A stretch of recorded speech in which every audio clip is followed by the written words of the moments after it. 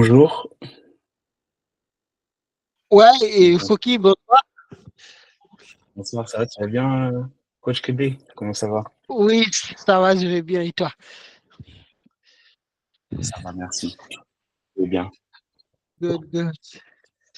Thank you. C'est toi qui nous fais présentateur aujourd'hui? Oui, aujourd'hui, je vais assister, hein. Ouais, D'accord, donc je top, vais être super. là et prendre les questions pour toi. Et s'il y a des gens dans le chat, je vais coordonner le truc en fait. Très bien, super. On, Ok. on- on est censé être combien à peu près?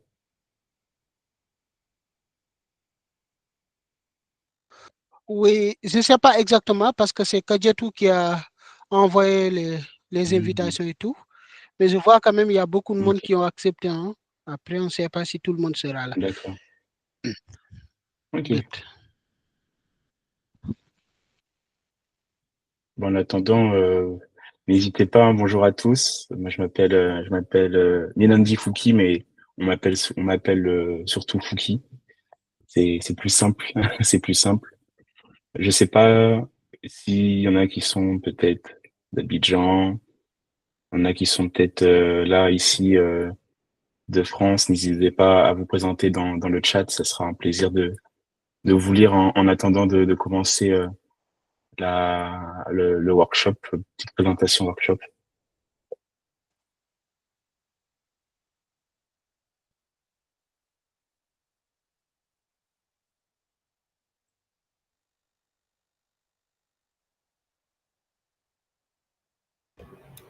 Bonjour tout le monde. Bonjour.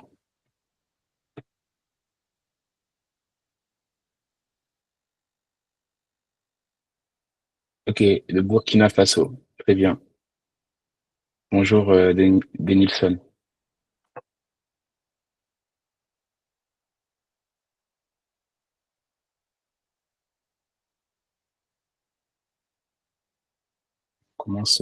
Ça commence à venir, donc on attend encore peut-être quelques minutes et on pourra commencer. On pourra commencer.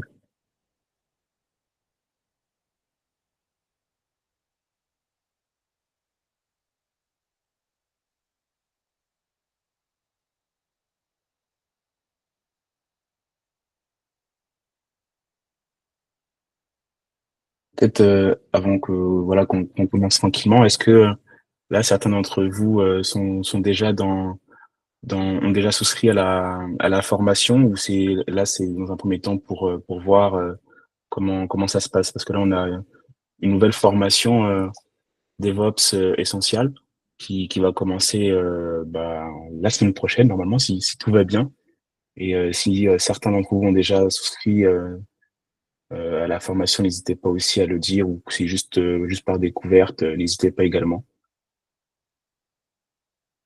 Et même voilà, toujours curieux aussi au niveau de l'auditoire de savoir qui fait quoi, où vous en êtes, ce que vous faites comme formation, comme métier et pourquoi aussi vous voulez, enfin pourquoi vous suivez là le workshop de cette soirée. Bien évidemment, de toute façon, on aura vers la fin une session questions-réponses.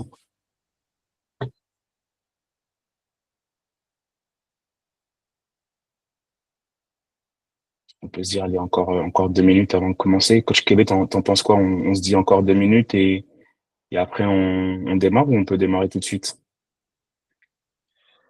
Oui, et je sais que je pense que ça fait pas du mal d'attendre 2 minutes. Donc, on D'accord, attend 2 minutes, l'occasion de donner les autres la possibilité de nous rejoindre. ça marche.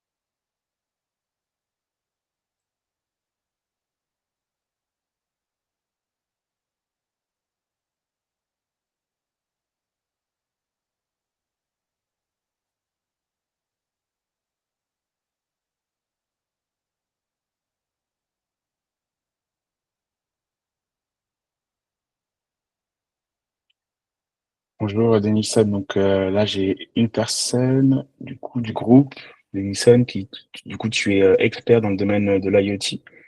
Ok. Et là tu évolues actuellement dans ta boîte Innova Hub. Ok, bah bravo pour la certif Cloud Practitioner AWS. Bravo.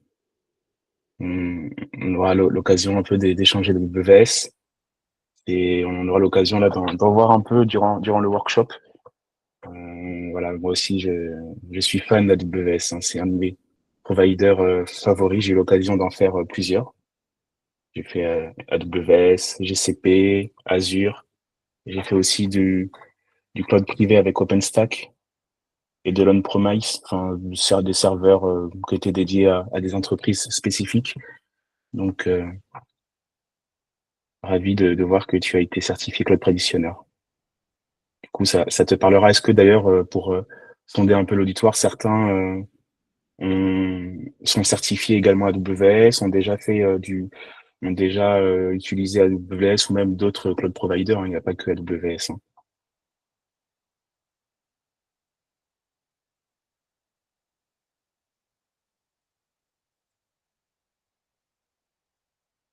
Je vais commencer à partager ma session. Tac. Donc là, vous allez voir au niveau de la présentation, c'est vraiment un workshop. C'est dans ces différentes slides qui seront présentées, ça sera une partie. C'est un peu un avant-goût pour donner envie, mais de ce qu'il y aura lors de la formation complète, la formation DevOps Essentials. Donc, il va regrouper différents sujets, hein, et différents outils pour permettre à ceux qui souhaitent s'orienter sur du DevOps, être plus à l'aise sur les sujets DevOps, voilà, de pouvoir utiliser ces différents outils-là en entreprise ou dans aussi des projets personnels, voilà, tout simplement. Il est 37. Je pense qu'il y a personne qui va venir. Moi, je pense qu'on peut commencer, si c'est OK pour toi, Coach Kébé, ou tu souhaites encore un peu attendre. Oui, Fouki, oui. Ouais, on peut Oui, Fouki, commencer. je Bah, très pense bien. on peut commencer, hein. Oui. Très bien, super. Merci. Rebonsoir à tous. Alors, moi, c'est Fouki Wani. Donc, Mélodie Fouki. Je suis lead cloud et IT chez Skello. Donc, lead cloud, je suis amené voilà, j'ai une équipe de 4-5 personnes où on opère chez Skello, qui est une startup, une startup, une scale-up même. Donc, 300, un peu plus, 300 collaborateurs. On développe un outil qui gère le planning, des plannings complexes pour la restauration, l'hôtellerie, des secteurs de la santé. Et donc, nous, au niveau de la tech, on a des développeurs, on a des data ingénieurs. Et moi, j'opère en tant que lead cloud pour gérer la plateforme, que la plateforme soit toujours disponible. Elle est hébergée sur AWS. Et donc, de mettre en place des process de backup, de sécurité également. Et également, à côté, j'ai une casquette IT pour opérer au niveau en interne chez Skello sur la gestion du parc informatique et le déploiement des outils informatiques au sein de l'entreprise. Donc, je vais peut-être me présenter un peu rapidement, comme ça vous savez aussi à qui vous avez affaire. J'ai un parcours, on va dire, assez atypique, on va dire, atypique. J'ai fait un bac S, euh, et à la suite de ce bac S là, j'ai fait un DUT génie électrique informatique industrielle, donc un peu dans la robotique. C'est pas quelque chose qui m'a forcément plu, donc je me suis réorienté vraiment en informatique pure, en DUT, donc une formation bac plus 2 où j'ai eu l'occasion d'être développeur web en alternance. Ensuite, j'ai poursuivi une licence et un master MIAGE. Donc, c'est un diplôme plus orienté méthode informatique appliquée à la gestion d'entreprise. Donc, tout ce qui est un peu architecture, système d'information, gestion de projet. C'est des sujets qui m'ont intéressé parce que j'étais en alternance, j'étais développeur en alternance durant mes études de master. Mais je voulais aussi avoir un peu plus de level, un peu plus de hauteur sur les sujets, pas seulement développer, mais comprendre tout l'écosystème applicatif. Et donc, c'est ce qui m'intéressait à travers ce bac. Donc, à la suite de ça, bah, durant mon alternance, j'ai fait beaucoup de web. Hein. J'ai été développeur de nombreuses années, 4 ans en alternance. Et ma dernière année en alternance, j'ai découvert le DevOps. Le DevOps, pour moi, c'était nouveau. J'étais dans une grande entreprise qui était AXA.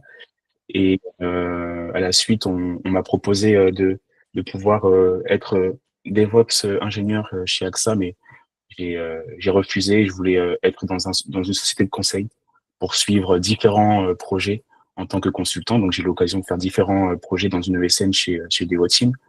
Voilà, en tant que DevOps, j'ai fait du GCP, j'ai fait du Azure, j'ai fait de l'OpenStack. Voilà, j'ai fait de nombreux projets qui m'ont permis du coup de voir différentes manières de travailler dans différents contextes d'entreprise, notamment dans le DevOps, où j'ai vu que selon les entreprises, le DevOps était plus ou moins, on va dire, évolué.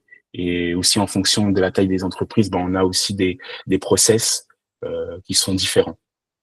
Et donc tout ça m'a amené en tant que consultant de voir tous ces sujets-là. Et à un moment donné, je me suis dit bon, bah c'est bien beau d'être consultant, mais j'ai envie d'être dans une équipe à part. Donc voilà, je suis DevOps, mais je voulais aussi avoir la possibilité de suivre tous les sujets avec des équipes en interne, donc les équipes de produits qui vont réfléchir aux fonctionnalités du produit, avec les développeurs qui vont développer les fonctionnalités. Et donc j'ai intégré Skello en 2021, en juin 2021, juin-juillet 2021, donc en tant qu'ingénieur cloud, donc premier ingénieur cloud de l'équipe tech. On était à ce moment-là une dizaine.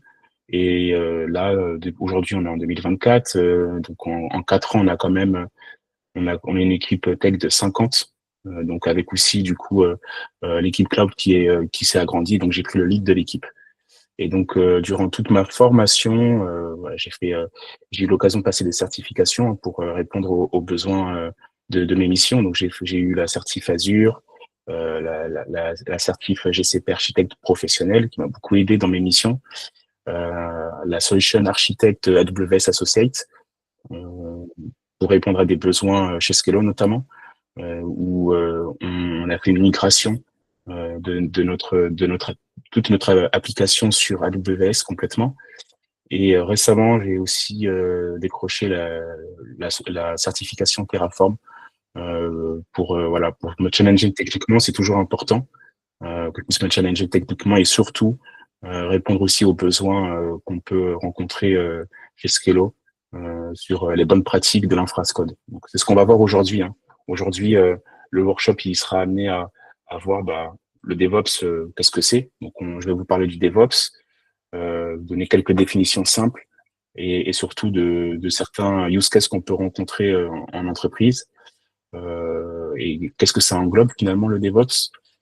J'en profiterai pour vous présenter aussi le programme de la formation, parce que là, c'est juste une partie de la formation que vous allez avoir, c'est juste une toute petite partie, mais la formation, elle est quand même sur 15 heures avec de nombreuses sessions qui va englober différents sujets, et donc je vais vous présenter tout ça.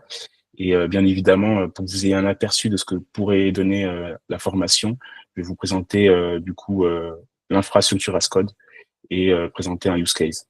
Donc on aura l'occasion de coder un peu tous ensemble voilà, en live, avec déjà le code qui est à peu près, sinon ça mettrait un peu de temps à builder, pour que je puisse vous montrer tout ça. Donc bien évidemment, après cette présentation, il y aura aussi des sessions questions-réponses. Donc si vous avez des questions, n'hésitez pas, posez-les. Et on verra si je peux répondre tout de suite, je répondrai. Et si jamais je réponds pas, on aura de toute façon un temps de fin pour répondre à toutes les questions. Hein, c'est pas un problème. Donc, introduction DevOps, Build Together. Qu'est-ce que le DevOps? Le DevOps, c'est simplement la fusion des pratiques de développement et des opérations IT. Souvent, on va parler de DevOps où en fait on a un super ingénieur qui est capable de faire les deux en même temps. Il est capable à la fois de faire du développement en Python, du développement web, et à la fois il est capable de déployer des pipelines CI/CD, et à la fois il est également capable de gérer toute l'infrastructure. Et ben ça c'est faux, c'est pas possible, c'est pas possible. Le DevOps c'est vraiment une philosophie qui a été initiée, introduite par Google, et ça amène justement la coopération des équipes au sein d'une organisation, afin que les développeurs et que les opérationnels, donc les ops, puissent travailler en synergie bien comme il faut, correctement, pour aller de l'écriture du code jusqu'au déploiement. Et ça nécessite la partie développement, la partie fonctionnalité. La fonctionnalité, le code, il sera bien évidemment déployé dans un serveur pour que l'application soit exposée. Et donc, à ce moment-là, il faut qu'il y ait des bonnes configurations, des bons paramètres à mettre en place afin que le serveur soit répondre aux normes du développement.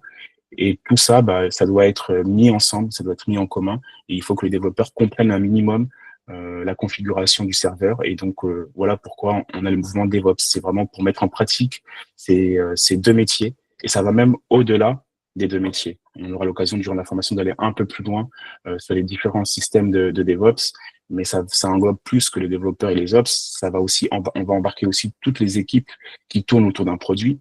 Donc, on va aussi voir qu'il y a l'intégration des équipes métiers, donc ceux qui vont définir les spécifications du produit, donc qui seront aussi mis dans les rituels. Et donc, le DevOps s'accompagne du coup de pratiques de rituels. Donc, on a vraiment une approche culturelle et technique qui vise à améliorer la collaboration. L'objectif principal du DevOps dans les entreprises, c'est ce qu'on appelle le time to market. C'est-à-dire que à l'époque, je mets des guillemets, on était sur une livraison très classique de ce qu'on appelle le cycle en V. Donc, on a le métier qui va rédiger son besoin. Il va le donner au développeur. Le développeur va du coup répondre aux besoins. Donc, il va faire son code en répondant au cahier des charges. Une fois qu'il a répondu au cahier des charges qu'il a développé, il le met dans un environnement de test. Il y a une équipe de testeurs qui va tester. Et ensuite, on a l'équipe métier qui va tester la recette, les fonctionnalités. Et si jamais ça fonctionne pas comme il faut, et ben ils vont reboucler encore sur le cahier des charges, et ils vont respécifier certains termes pour répondre au cahier des charges. Et ça prend beaucoup de temps. Et le DevOps ça intervient justement dans ce sens-là pour que, en fait, dès qu'on a une spécification du produit, il faut que le développeur soit embarqué directement, et que les équipes métiers également soient intégrées dans le rituel quotidien des développeurs. Donc, c'est vraiment la synergie de toutes les équipes, tous les corps de métier, que ce soit le développeur, que ce soit les opérations IT pour gérer l'infrastructure, pour gérer le déploiement CI/CD, qui va permettre justement de déployer rapidement. On aura aussi des équipes de tests, des équipes de tests qui seront embarquées également dans ce rituel quotidien, avec les équipes design. Parfois, ça dépend des entreprises, des organisations. On peut avoir des équipes design, des équipes UX qui vont penser à comment l'application est faite, à l'ergonomie de l'application. Donc, toutes ces équipes-là, que ce soit métier, que ce soit des équipes très business, orientées très business, ou des équipes techniques, et ben, ils vont travailler ensemble avec des rituels tous ensemble pour livrer plus rapidement et plus efficacement, afin d'éviter les allers-retours, afin d'éviter les surprises au dernier moment, et de reboucler après du début jusqu'à la fin. Donc voilà ce que c'est principalement le DevOps, c'est vraiment une philosophie à adopter. Et on voit qu'aujourd'hui, de nombreuses entreprises l'adoptent au fur et à mesure, notamment les grandes entreprises, hein, des grands groupes français qu'on peut avoir ici peut-être en France ou même ailleurs, ou des startups qui vont initier ce changement-là en termes de rituel. Et donc, quelles sont les principales clés finalement de ce nouveau mouvement, même s'il n'est pas si nouveau que ça, hein, mais ça va amener beaucoup d'automatisation. Parce que on veut avoir un time to market qui est rapide, donc on veut livrer très rapidement et on veut être efficace, mais ça passe forcément par de l'automatisation. Il faut automatiser, et qui dit automatiser dit intégration CI/CD. Donc, on a du coup une intégration continue. Donc, on a le développeur qui va déployer son code, mais c'est plus comme à l'époque où le développeur va déployer son code, il va déposer un dépôt, il va le mettre sur un serveur à la main avec une commande, et ensuite on a toute une fiche Word qui va expliquer toutes les étapes à faire pour déployer l'application sur un environnement de test. Et ensuite, il va le faire sur un environnement de production. Non. Là, on a vraiment toute une intégration qui est faite, donc ça va prendre du temps au début pour mettre en place cette automatisation, pour faire de l'intégration continue. Mais cette intégration continue, elle est importante parce qu'elle va permettre aux développeurs de déployer rapidement, de tester en continu son code. Donc dès qu'il va pousser son code et dès qu'il sera prêt pour dire bah, ok, ce code est fonctionnel, et ben on aura dans la partie intégration continue des scripts pour tester si le code est robuste, donc les charges de test par exemple, ou les fameux tests unitaires qui seront embarqués dans cette intégration continue. Donc ça évite des allers-retours avec les équipes. On a directement ça qui est embarqué dans le process de livraison. Et enfin, la livraison continue qui va permettre de déployer automatiquement le contenu applicatif sur les environnements de test, de recettes et de production. Donc l'environnement de production, c'est l'environnement qui est live, qui est visible par le client. Les environnements de développeurs ou sandbox, bac à sable, c'est les environnements où on peut tester, où on peut se permettre de casser notre code, on peut casser notre environnement, on peut voir, mettre à jour des nouveaux packages, des nouvelles fonctionnalités très rapidement sans impacter le client. Et enfin, on a un environnement de recettes, lui, qui nous permet d'être ISO à la production. Donc, il va nous permettre du coup de voir qu'est-ce que ça donnerait sur un environnement réel pour le client. Et donc là, on fait un peu plus attention. Et donc justement, la CI/CD, donc le DevOps va embarquer souvent le mouvement CI/CD parce que c'est quelque chose qui est essentiel au time to market. On perd plus de temps à basculer entre équipes. On construit ensemble la manière dont on va déployer, et dans le processus de déploiement, qu'est-ce qu'on va intégrer pour se dire ok, là ce que le développeur a mis en place comme code, c'est assez robuste et on est sûr qu'on peut le passer automatiquement, le déployer en continu sur les environnements de recettes et de production. Donc ça, c'est des principes clés du DevOps. C'est aussi une confiance mutuelle entre les équipes. Et qui dit confiance mutuelle dit travailler ensemble, comprendre le métier sans être forcément expert, mais comprendre du coup le scope, le périmètre de chacun, pour comprendre que ok, moi je suis développeur, mais je sais que le l'ops, il aura besoin que je lui donne du coup les bonnes versions, et que moi je fasse attention à mon fichier de configuration pour essayer de comprendre un minimum et aider l'ops lorsqu'il va devoir mettre en place les configurations. Donc, qui dit DevOps, on délivre en continu. Et donc ça, il faut aussi qu'on ait des KPI, qu'on ait de la donnée pour voir si notre solution elle est robuste, si les charges de test sont robustes, et comment se comporte également l'application sur des environnements de test, de recettes, mais également de production. Donc, on passe sur ce qu'on appelle du monitoring. On aura l'occasion de voir lors du use case. Le monitoring, ça nous permet de surveiller en continu l'application. C'est un peu en fait le beeper, ou c'est un peu le système de santé de l'application. C'est pour avoir en fait un retour d'information en temps réel de l'application. Comment elle se comporte. Est-ce que par exemple lorsque je déploie mon application, les serveurs qui vont héberger l'application, ils sont en bonne santé? Est-ce qu'ils ont assez de mémoire? Est-ce qu'ils n'ont pas assez de mémoire? Est-ce ils ont assez de stockage? Et ça va nous permettre d'éviter d'avoir du coup des sites en fait qui sont shut down, qui sont en fait qui sont en downtime, où en fait l'application ne répond plus. Et ça peut nous permettre du coup d'anticiper certains incidents à venir. Je prends un exemple. On a une application qui est gourmande. Elle consomme beaucoup de mémoire. Je sais pas, disons qu'on a une application en Java par exemple, ça consomme beaucoup de mémoire. Moi, je le vois en tant que ops ou en tant que développeur, j'ai un dashboard où j'ai beaucoup de du coup de mémoire qui augmente.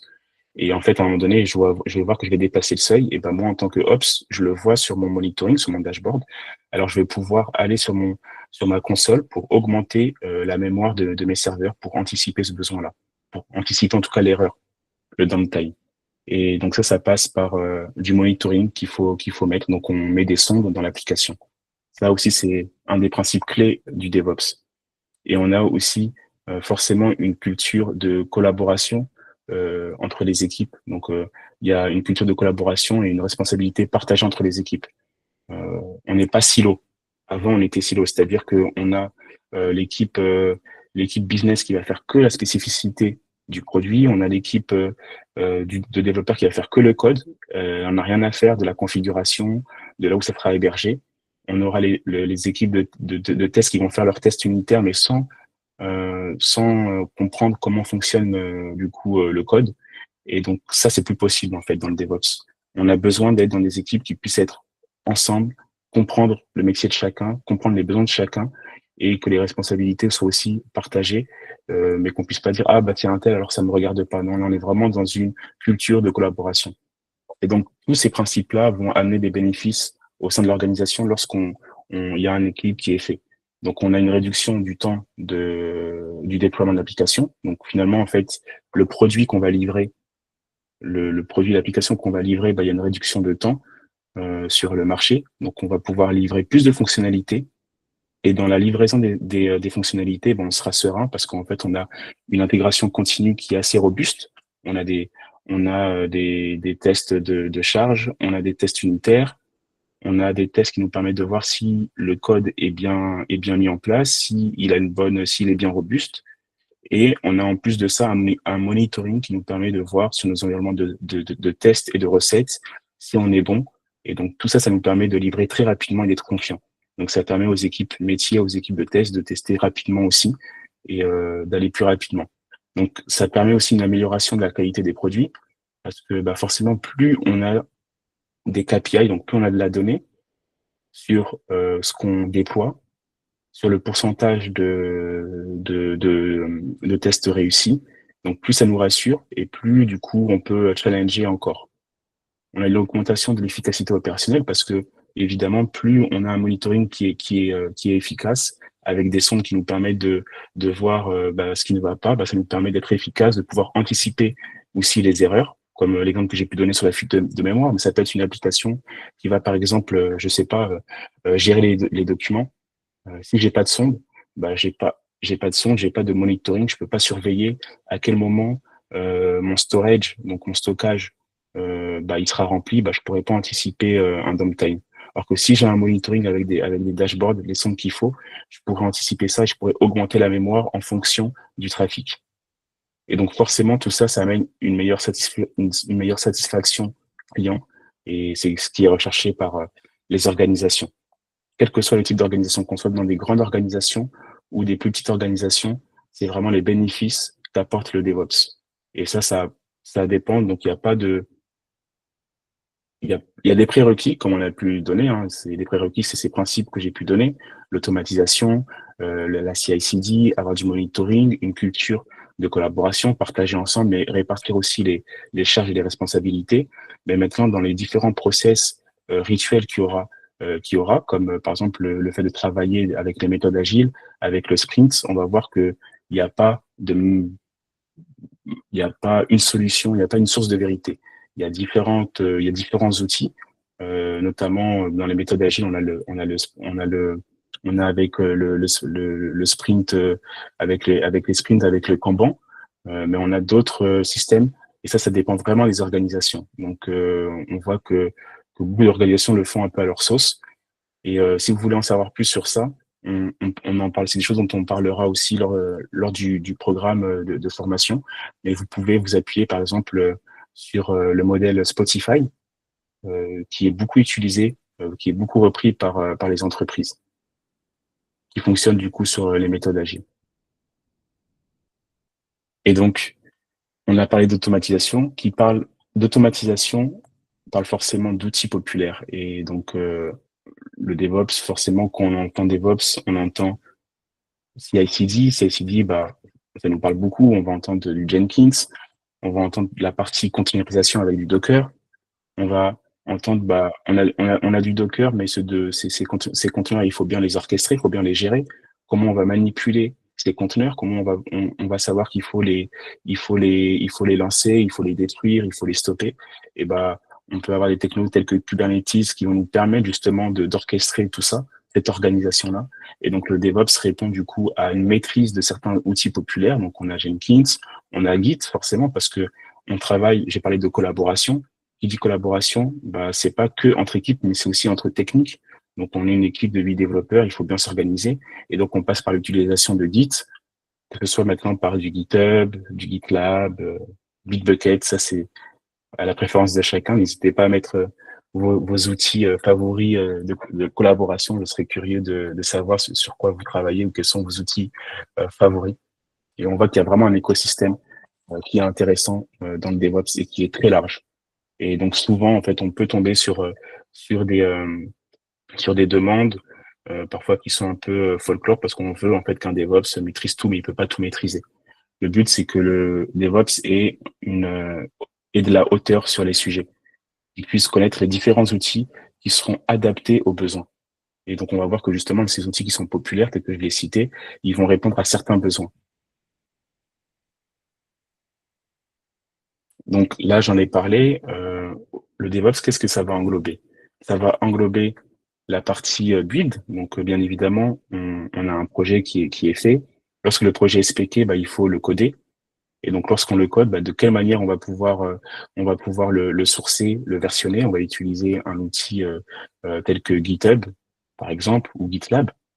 Et dans le mouvement DevOps, on aura du coup tout le cycle en intégration continue. Donc, ça va commencer par le build. Donc, on aura des technos tels que Bitbucket, GitHub, Jenkins. Voilà, on a aussi la partie test. Donc, la partie test, c'est ce que je disais tout à l'heure, hein, qui va nous permettre de voir la robustesse du code avec les tests unitaires, avec aussi les, euh, les tests fonctionnels. Donc, on a tout ça qui est mis en place dans cette CI. On a la partie déploiement. Donc, la partie deploy, c'est toute la partie déploiement des ressources sur mon serveur. Donc, j'ai mon code. Mon code, je vais le déployer, mais sur quel serveur? Et est-ce que mon serveur aura tous les composants nécessaires pour héberger l'application? Par exemple, si je dépose un code Java, il me faut bien en fait un environnement Java adapté pour faire tourner mon code Java, sinon ça fonctionnera pas. Et les besoins que peut avoir Java sont différents d'un code qui sera en Python, par exemple. Ce sera pas les mêmes dépendances, ce sera pas les mêmes librairies qui seront utilisées, et ce sera pas non plus en termes de système d'exploitation, les mêmes repos qui seront utilisés. Et donc tout ça en fait, on va le provisionner sur des serveurs. Donc on va utiliser des technos tels que Ansible par exemple qui vont répondre à ce besoin-là. Et lorsqu'on veut aller plus loin dans la gestion des serveurs et qu'on veut dire bah tiens je vais avoir en fait des serveurs qui sont peut-être plus travailler sur la containerisation par exemple, donc bah, je vais travailler par exemple avec du Docker ou avec Podman. Tout dépend en fait là de ce qui évolue au niveau des projets. Et on a parlé donc de la CI qui permet de faire l'intégration continue. On dépose le code dans un environnement et souvent en fait moi j'ai pu travailler ça m'arrive de travailler avec des développeurs et bon bah super, je suis développeur, j'ai fait mon code, je l'ai déposé quelque part et bah c'est bon, je l'ai déployé, il est en production. D'accord, mais il y a aussi un post ce qu'on appelle un post migration, post mise en production, post MEP. Et le post MEP, ça passe par le monitoring. Il faut monitorer, il faut savoir comment se comporte l'application. Tu peux avoir codé, tu peux avoir tous les boutons en vert sur ta pipeline CI/CD, mais il y a quelque chose qui est à prendre en compte, c'est le trafic qu'il va y avoir sur ton application et est-ce que du coup les clients, eux, arrivent bien à accéder à l'application, parce qu'il n'y a pas d'erreur applicative. Et donc le monitor va nous permettre justement d'avoir toutes ces informations-là. Donc on va mettre en place des sondes dans les serveurs, dans les applications pour avoir du tracing, pour pouvoir loguer tout ça. Et donc, on a besoin, c'est important. Et ensuite, on a toute la partie là qui est un peu plus, on va dire, opérationnel management. Donc, toute la partie manage qui est, par exemple, avec l'intégration Jira. Pourquoi? Bah, parce que ça va nous permettre d'être très réactifs quand on travaille à plusieurs avec différentes équipes. On va utiliser par exemple des outils qui vont s'intégrer à tout cet écosystème DevOps. Je prends l'exemple de Jira. Je ne sais pas si c'est un outil qui vous parle, mais par exemple, on a livré, maintenant, en fait, on a un client qui se plaint d'une erreur, et ben, il y a tout un process qui peut être mis en place pour, avec l'outil Jira pour dire, bah, tiens, on a tel bug et en fonction du bug, on va savoir ça va concerner quelle équipe. Et donc, ça sera du coup pris dans les cycles de vie de l'équipe, dans les rituels quotidiens de l'équipe, dans les sprints, pour pouvoir embarquer ces sujets et répondre du coup euh, aux besoins de clients, bah, pour du coup enlever le bug pour en fait détecter le bug et le corriger rapidement. C'est ça qu'on appelle le time to market. Et utiliser les bons outils permet aussi de répondre au time to market. Et effectivement aussi, bon, on a parlé de collaboration, et ça c'est une notion qui est très importante dans le DevOps. Et ben là, on passe par du coup des outils qui vont nous permettre d'être efficaces. Il y a il y a les outils, on va dire, qui sont collaboratifs, donc entre nous en interne, entre équipes techniques, équipes business. Donc ça peut être du Slack, ça peut être du Messenger, ça peut être du Skype. Donc ça c'est vraiment ce qu'on va avoir en interne. Et on va avoir une autre collaboration qui est plutôt externe. Là, qui va nous permettre, par exemple, de se dire, bah tiens, on a le client qui a eu une erreur, et ben nous on va être alerté à travers cet outil-là. Et donc ça, c'est important qu'on puisse avoir cette gestion de notification qui est automatisée. Donc même ces outils-là, en fait, sont automatisés, ils sont compris en fait dans le cycle DevOps. Si jamais vous avez des questions, n'hésitez pas, hein. Il y a pas de problème. Je peux y répondre. Donc là, c'est ce qu'on a pu voir côté DevOps. On peut aller bien plus loin. Ce sera l'occasion lors de la formation bah, de d'aller plus dans le détail sur ce qu'est le build, ce qu'est le deploy. Parce qu'on, là, j'ai parlé de certaines technos telles que Puppet, Ansible, Terraform. On aura l'occasion tout à l'heure de voir un peu plus la partie Terraform. Mais on va voir que tout au long de la formation, bah, justement, on suivra ces différents ce cycle-là. Donc on a aussi le monitor, hein, parce que souvent en fait on dit le monitoring, mais le monitoring c'est quoi? Alors, on a des outils tels que par exemple Grafana, Prometheus qui vont nous permettre justement d'avoir des beaux dashboards et de pouvoir anticiper du coup les erreurs. Donc au programme, qu'est-ce que ça va donner lors de la formation? On va vraiment suivre tout, toute la partie DevOps. Donc là, je peux vous donner un petit aperçu de l'introduction DevOps en définissant ce qu'est le DevOps. Et on aura l'occasion, lors de la formation, d'aller plus dans le détail sur la philosophie DevOps et ses différentes méthodes, parce qu'on a des méthodes opérationnelles, on a aussi des méthodes clés, ce qu'on appelle les 12 facteurs app, qui permettent justement de répondre en fait à ces prérequis DevOps qui sont très importants. Si on répond pas à ce qu'on appelle ces 12 facteurs app, en fait, le DevOps n'est pas forcément mis en place ou n'est pas très mature. On aura l'occasion également, lors de la formation, de faire du déploiement infrastructure as code. On en fera d'ailleurs un peu aujourd'hui. On fera, du coup, on aura des use cases bien concrets pour déployer avec Packer, Ansible et Terraform. On sera dans un environnement un peu HashiCorp, pour ceux qui connaissent. Donc, HashiCorp, c'est une entreprise qui propose différents produits, surtout liés en fait à la partie Ops opérationnelle, donc pour gérer tout ce qui est secret, pour déployer du coup les ressources sur différents providers. Avec l'infrastructure as code, on y viendra juste après, hein, savoir ce qu'est l'infrastructure as code, mais avec l'infrastructure as code, on pourra du coup déployer des ressources, je sais pas, déployer une instance sur AWS, déployer une instance sur GCP. Ansible, parce qu'on parle de déploiement de ressources. Donc, je vais déployer une instance. Mais déployer une instance, c'est bien. Mais si on n'a pas le bon serveur avec les bons paramètres, c'est compliqué. Et Ansible répond à ce besoin-là. Il répond au provisioning, ce qu'on appelle le provisioning. Et donc, on aura l'occasion aussi d'utiliser du Ansible lors de la formation. Donc là, le but, c'est pas d'être expert, c'est vraiment d'avoir les outils nécessaires. Comme ça, lorsqu'on est en entreprise, on est dans des use cases, on est capable de se dire, OK, là, ce qu'on me demande, c'est juste déployer une ressource. Donc, pour déployer la ressource, je vais pas faire du Ansible. Ça, c'est pour provisionner une ressource. J'ai juste besoin de la déployer. Et pour la déployer, je vais utiliser Terraform, CloudFormation, ça dépend, selon le contexte de l'entreprise. Et donc, c'est ce qu'on verra lors de la formation. On ira un peu plus dans la technique, surtout qu'en plus, je sais pas si ça vous parle, mais en tout cas, moi, je n'entends que ça depuis depuis bon, un certain temps, mais encore plus depuis ouais, 2023-2024, le déploiement avec EKS, donc Kubernetes, Kubernetes et du Kubernetes du coup a été utilisé dans différents cloud providers. Donc EKS qui est en fait un outil managé de Kubernetes. Donc on aura l'occasion de déployer un serveur web, donc Nginx, sous EKS. Donc avec Terraform, on aura l'occasion de faire ça. On aura des labs. On aura un lab qui va du coup permettre d'avoir tout un process pour déployer, pour challenger un peu la solution, déployer ça correctement. Enfin, comme j'ai pu vous l'évoquer tout à l'heure, on a parlé de CI/CD un peu donc là on va voir aussi ce qu'est la CI/CD lors de la formation. On se basera principalement sur GitHub avec GitHub Action. Je ne sais pas si ça vous parle. Donc c'est des outils qui sont beaucoup utilisés en entreprise. Il n'y a pas que GitHub Action, hein, il y en a plein d'autres. Par exemple, pour vous donner un peu des informations, moi là où je travaille, on utilise GitHub Action et GitLab. Je fais même aussi du code build. Donc voilà, c'est très varié. Donc on va pas s'éparpiller, on va se focus uniquement sur un euh, un outil, un écosystème qui sera GitHub. Et donc dans GitHub, on verra le système aussi Gitflow, parce que maîtriser Git, c'est pas savoir faire des commits.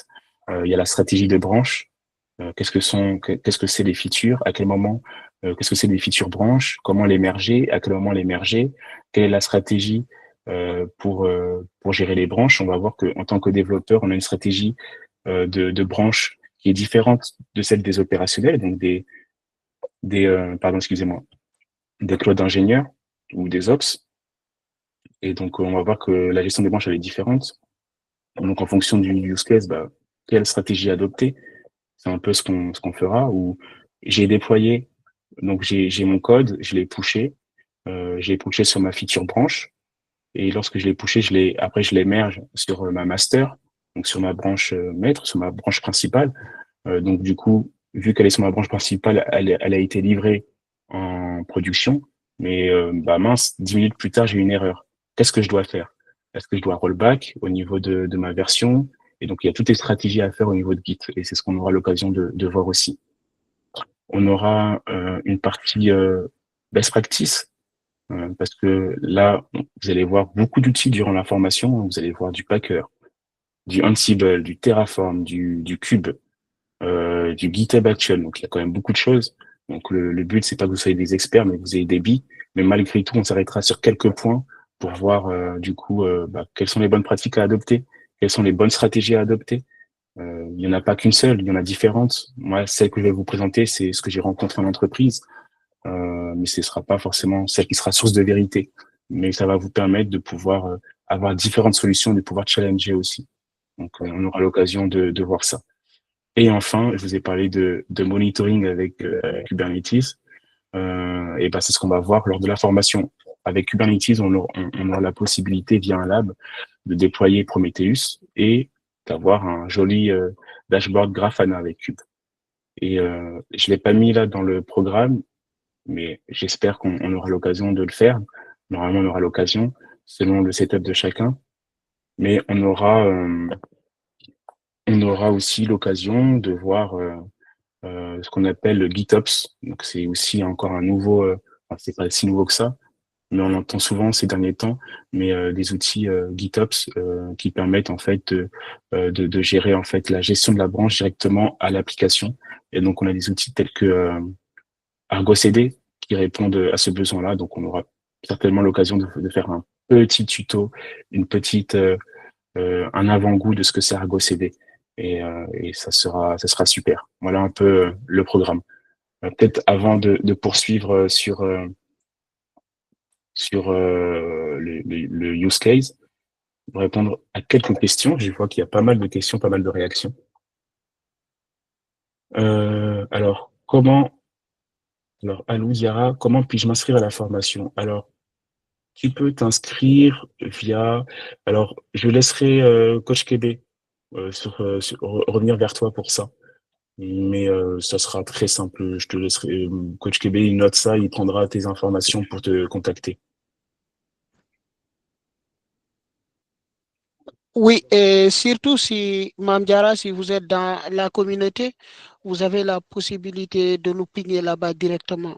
Au cas contraire, je suis en train de chercher le lien depuis lequel tu peux lire directement. Super, super. Euh, alors, je vois d'autres. Alors, il y a un grand parcours à faire. Alors oui, il y a effectivement, c'est pour ça, faut pas avoir peur. Je vous ai présenté tout à l'heure une grosse carte DevOps, Cycle Mesh. Il y a énormément d'outils. Moi aussi, quand je venais de commencer, j'ai commencé en tant que développeur, hein, donc j'étais pas tout de suite dans la partie DevOps. J'avais aucune connaissance en termes de réseau, en termes de, enfin, j'en avais des très, enfin, c'était très basique ce que j'avais, mais vraiment très très basique. Et effectivement, en tant que développeur, quand on veut rentrer dans le DevOps, ça fait peur parce qu'il y a beaucoup d'outils, on ne sait pas par où commencer. Et le but, c'est qu'il faut pas non plus trop s'éparpiller. C'est pour ça que là, le but de la formation, c'est de vous donner différents outils assez génériques, assez open source, qui vont vous permettre, quel que soit votre environnement, sur AWS, sur Azure ou même en cloud privé, ça va vous permettre du coup d'utiliser ces outils-là dans n'importe quel écosystème. Et après, bah, vous verrez au fur et à mesure, vous aurez l'occasion d'apprécier peut-être différents aspects et de vous spécialiser. Donc, il faut pas, ça peut faire peur, mais le but de la formation, c'est justement de donner ces différents outils pour que chacun puisse connaître ses différentes sensibilités et se dire, OK, bah, moi, j'ai envie de me spécialiser dans la partie opérationnelle. J'ai envie de me spécialiser dans la partie monitoring. J'ai envie de me spécialiser dans la partie CI/CD. J'ai envie de me spécialiser dans la partie un peu DevOps, donc maîtriser un peu le tout. J'ai envie de me spécialiser dans la partie sécurité, ce qu'on appelle DevSecOps. Ça, c'est des notions qu'on va un peu voir lors de la formation. Donc, le but de la formation, c'est justement que vous ayez ces outils-là pour en être conscient et ensuite vous dire, bah, OK, dans un premier temps, je vais prendre ce qu'il y a à apprendre. J'ai ces outils-là, donc quand je serai en entreprise ou quand je vais devoir répondre à une offre d'une entreprise, je serai apte à répondre par rapport à la formation que j'ai eue.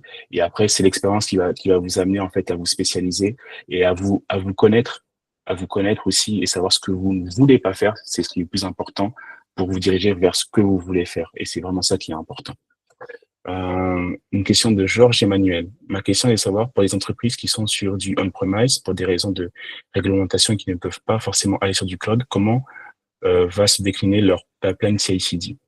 Alors, la pipeline CI/CD, effectivement, lorsqu'on est sur du on-premise, elle est, on va dire que le fait d'embarquer la CI/CD, ça sera différent lorsqu'on est sur du cloud provider public, mais la logique reste la même. C'est-à-dire qu'il y aura certainement, après ça dépend des entreprises, ça a été le cas pour moi. Donc moi j'ai travaillé dans les deux systèmes. J'ai travaillé là actuellement je travaille dans une entreprise où on est sur du cloud provider public, donc on utilise du coup des choses assez voilà très des services managés, que ce soit sur du GitHub Action, Code Build, c'est du manager.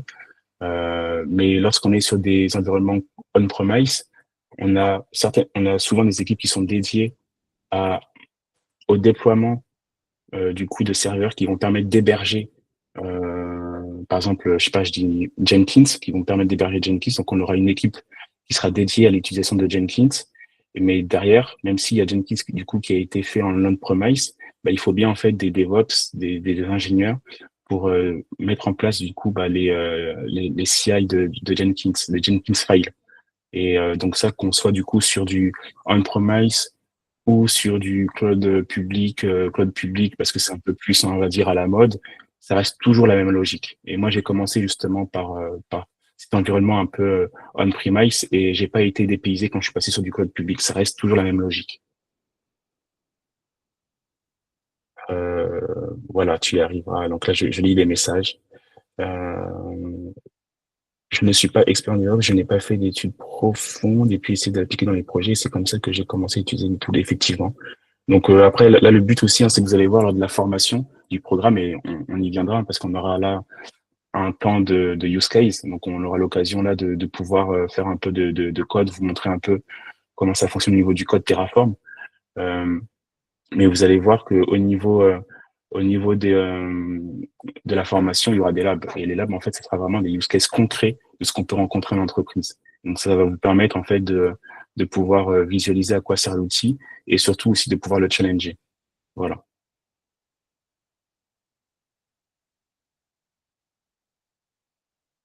Ce que je vous propose maintenant, c'est de suivre, d'aller en fait à la partie suivante, qui est ah pardon, oui, vas-y OK, coach. Oui, d'accord.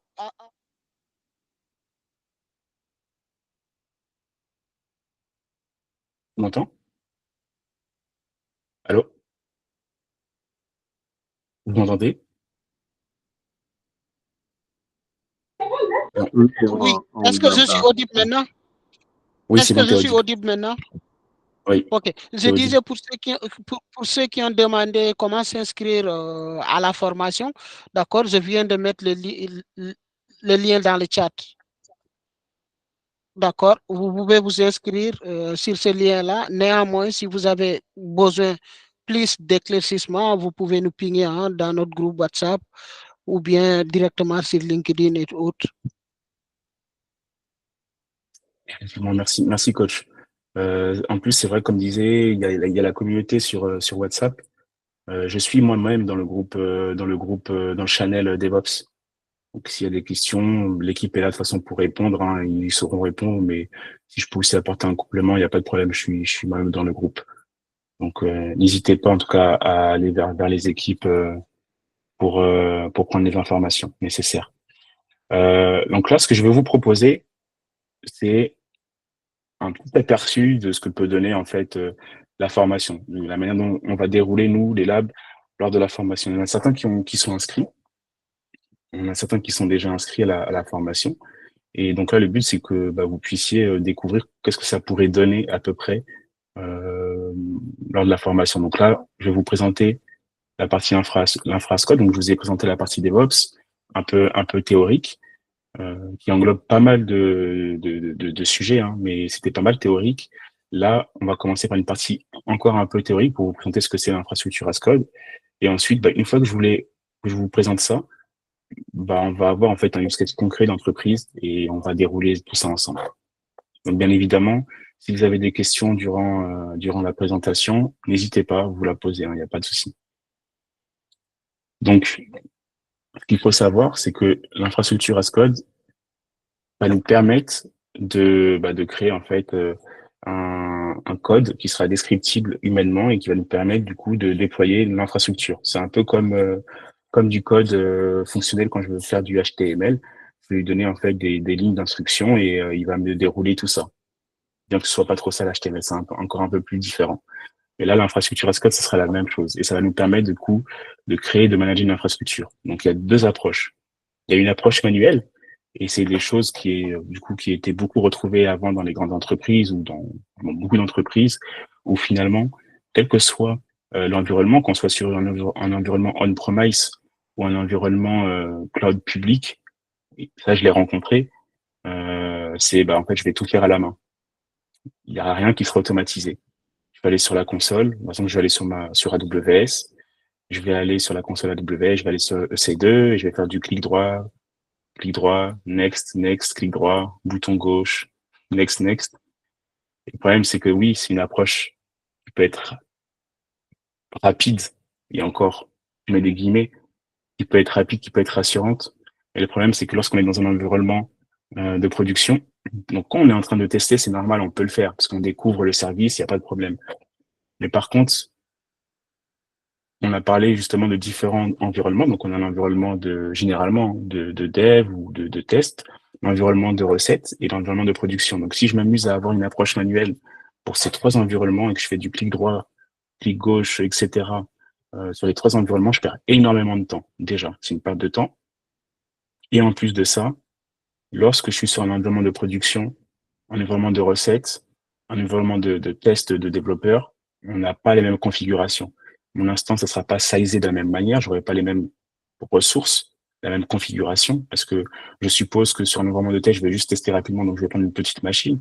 Mais sur un environnement de production, bah, pour le coup, il y a quand même plus de trafic, là. Donc je vais avoir une plus grosse machine, donc une configuration qui sera quand même plus robuste. Et donc forcément, je vais changer ça. Donc Si j'ai une approche manuelle et que j'ai différentes configurations, bah, il faut bien que j'ai du coup un écrit, une description quelque part pour distinguer mes différents types d'environnements. Et en fait, ça peut être très problématique parce que ça veut dire que je peux déjà, il peut y avoir l'erreur humaine. Bah, en fait, je vais faire rapidement ma configuration, je vais déployer mon instance sur la production, mais je vais pas noter ça sur un doc. Et donc, lorsqu'il y a une erreur, il y a un code rouge où en fait le site il est en downtime, il est shut down. Qu'est-ce que je fais? Je sais pas ce que j'ai fait comme configuration, je sais pas comment retourner en arrière. Si je dois retourner en arrière, je dois refaire du clic droit, écrire, etc. Donc je perds beaucoup de temps. L'infrastructure Ascode, lui, va permettre justement d'avoir une approche automatisée parce que déjà, on décrit notre configuration de manière, on va dire, lisible, donc avec du code. Il est versionné, donc c'est-à-dire que du coup, on peut collaborer avec une équipe d'infrastructure, par exemple.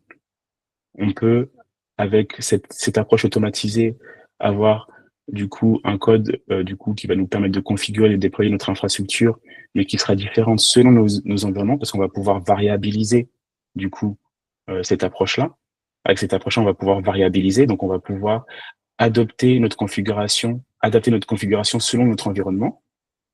Et en plus de ça, on a du versionning. Donc ça veut dire que si jamais euh, pour le même fichier de code, et ben, j'aurai du coup des variables qui seront j'aurai les mêmes variables, mais avec des valeurs qui seront différentes selon mes environnements.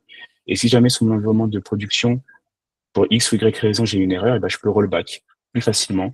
Ou si je dois redéployer la même chose, et ben, en fait, j'ai juste à lancer une commande qui va le faire sans que j'ai d'action à faire manuelle. Donc, le facteur aussi de risque humain, il est quand même beaucoup moins important avec une approche automatisée. Et c'est ce qu'on veut. Et en plus, on a aussi surtout le versionning qui est hyper important. Au début, on le prenait en compte que uniquement côté développeur, mais aussi côté infrastructure, côté CI/CD, côté Ops, il est très important. Il n'est pas à négliger. Et donc, pourquoi finalement, pourquoi c'est si important que ça? Bah là, je vais vous donner un use case. On a un use case où en fait, il y a un backup d'une base de données et on veut faire du recovery dessus. Bah, lorsqu'on est dans une approche manuelle, qu'est-ce qu'on va faire? On va faire une commande pour faire un backup et copier les fichiers. Ensuite, on va faire une commande sur le terminal pour restaurer le fichier. Ensuite, on va faire une commande SQL pour faire du coup le recover du fichier data. Et tout ça, c'est manuel. Tout ça, on le fait en fait. On doit le faire. Imaginez qu'on a par exemple des gigas, si ce n'est pas des terras de data, et on doit le faire manuellement. C'est juste pas possible. Et en plus de ça, on doit suivre un fichier de documents à la lettre qui va nous dire de faire les commandes. On peut passer à côté de quelque chose. Donc là, on voit bien que la réalisation manuelle, elle se fait via des tasks, certes, ou des scripts, mais c'est pas ça qui est automatisé. Alors que lorsqu'on passe avec un système automatisé, donc via un outil d'infra as code, et ben en fait, dans ce même outil-là, il pourra à la fois faire du backup et du copie du fichier, il pourra faire de la restauration et il pourra faire du recover de data. Et donc, ces outils-là, quels sont ces outils-là? Bah, c'est ces outils que je vous ai présentés tout en bas. Donc, on a du Ansible qui va faire du provisioning, le Terraform, lui, qui va nous faire du déploiement de ressources. Chef et Puppet, c'est la même famille que Ansible. Ça, on le voit lors de la formation. On apporte différentes distinctions, mais nous, lors de la formation, on va surtout faire un focus sur Ansible parce que c'est vraiment un écosystème qui est très large. Le but, c'est pas de se perdre, mais c'est que vous puissiez quand même connaître un peu les différents outils. Voilà.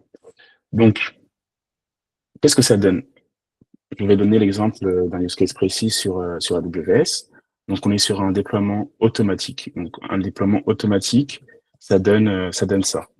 Ça donne, bah, du coup, j'ai mon fichier, donc infra as code, qui va lui me permettre à la fois de déployer mes ressources. Ici, j'ai un bucket S3, j'ai mon instance EC2 qui est à la droite, juste en bas, j'ai ma lambda, j'ai ma RDS, Aurora ou RDS Postgres, peu importe. Et ben avec ce même fichier-là, et ben j'aurai ici le même document, mais avec des configurations, des paramètres qui sont différents. Alors, Mohamed Lamine, Terraform ne fait pas du provisioning. J'ai cru comprendre qu'il faisait, let me know if I am wrong. Alors, si, effectivement. Effectivement, Mohamed, hein, Terraform fait du provisioning. C'est pour ça, hein, on peut utiliser Terraform pour faire du provisioning, mais ce n'est pas la meilleure manière de le faire. Lorsqu'on va faire du provisioning, c'est vraiment pas un outil qui est adapté pour cela. Donc, il le fait, il dépanne très bien même pour en faire, mais c'est pas vraiment son cœur d'usage. Mais on peut le faire. Effectivement, on peut le faire, hein. Mais c'est un peu plus compliqué. Or que, enfin, c'est pas compliqué. C'est très facile à le mettre en place, mais par contre, pour le versionner, ça reste un peu plus compliqué parce que du coup, le provisioning, c'est quand même quelque chose qui est à part au niveau du cycle de vie. Quand tu veux, par exemple, livrer ton application, ben, je vais prendre l'exemple là ici hein, de l'IS de l'IAC Tool. Ici, là, par exemple, je vais déployer avec Terraform. Je vais déployer quoi? Je vais déployer mon instance. Donc, je suis sur le déploiement. Et donc, lorsque je vais déployer, je peux très bien dans mon Terraform lui dire, bah, quand tu me déploies ma ressource EC2, je veux que tu m'installes Nginx. Ça, c'est possible de le faire avec Terraform, hein. Il va le faire. Donc, il va déployer l'instance et dans l'instance, il va te déployer, il va t'installer Nginx. Sauf que c'est pas forcément le meilleur outil qui est adapté parce que tu as des outils qui sont bien plus performants et qui sont bien plus maniables, voilà, qui sont bien plus maniables que Terraform pour le provisioning, dont Ansible. Parce qu'Ansible, il aura toute une logique de variables, toute une dynamique OK, il va t'installer Nginx, mais tu veux quelle version de Nginx? Est-ce que tu vas installer, en fait, et aussi ton installation, elle sera différente selon l'OS.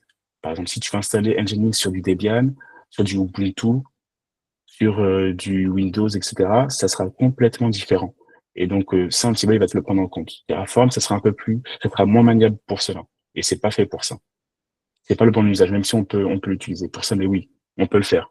Et c'est ça qui est bien, en fait, avec, avec la partie, sur tout l'écosystème DevOps, c'est que on peut vraiment se débrouiller.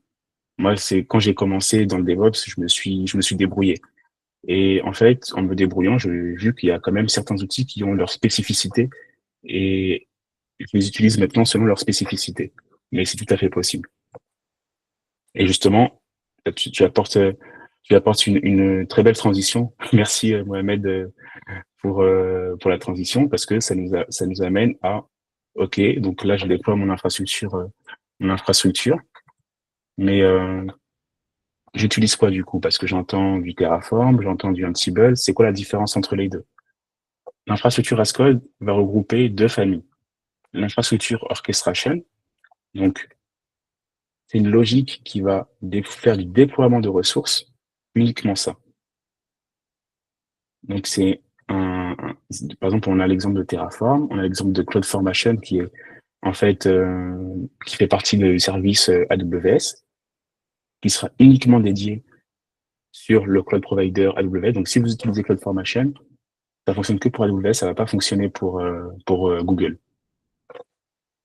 Vous avez le Cloud Deployment Manager, lui, qui va répondre du coup aux mêmes besoins que le CloudFormation, mais spécifiquement à GCP.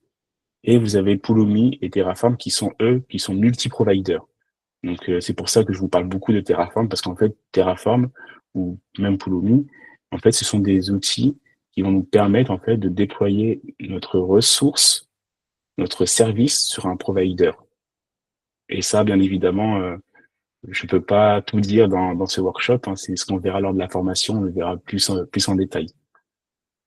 Et enfin, on a le configuration management, lui qui va nous permettre de provisionner. Donc en fait, qui va nous permettre d'alimenter ce qu'il faut dans la ressource. Donc on a l'infrastructure orchestration qui sera bête et méchant. C'est je veux une instance, je veux un serveur. C'est tout. Je demande juste un serveur. Je veux un serveur Ubuntu, mais pas plus que ça. Et le configuration management, lui, il va être plus dans l'alimentation. Il va te donner, il va vraiment te paramétrer, te configurer ton serveur. Donc, OK, du Ubuntu, mais quelle version? Tu veux quelle dépendance? Tu veux tu veux quel repo dessus? Tu veux quel plugin dessus? Est-ce que tu veux du Python? Est-ce que tu veux du Nginx pour ton serveur web? Est-ce que tu veux avoir une stratégie pour déployer ton Ansible avec du Nginx quand tu es sur du Ubuntu, mais sur du Debian, tu veux utiliser un autre un autre serveur web. Donc, le configuration management, il va nous servir à ça. Et ce qui est intéressant, c'est que, en fait, les deux peuvent du coup fusionner et permettre de belles choses. Et c'est ce qu'on verra lors de la formation. On aura un use case, justement, comme je vous ai montré tout à l'heure dans le programme, où on aura toute une combinaison entre infrastructure, orchestration et configuration management qui vont nous permettre de voir ça en use case concret. Malheureusement, ça, on le voit pas aujourd'hui. Je peux pas tout dire. Faut laisser un peu de suspense. Il faut vous donner aussi un peu envie pour que vous puissiez venir. Euh, donc là, ce qu'on va voir tout simplement, c'est maintenant un use case concret. Parce que là, je vous ai beaucoup parlé de un peu théorie. Donc là maintenant, dans la théorie, on va voir dans un use case comment on peut déployer une base de données pour une application web. Donc on a une équipe de développeurs qui déploie une application et pour que celle-ci elle soit persistante et optimale, on a une équipe d'Ops qui intervient. Et le rôle de l'équipe Ops, justement, c'est de déployer la base de données, mais pas seulement, pas seulement. Elle doit déployer la base de données sur chaque environnement pour avoir du coup un environnement ISO et une configuration optimale avec un monitoring. Donc ça, c'est vraiment les use cases là qu'on va voir ensemble aujourd'hui.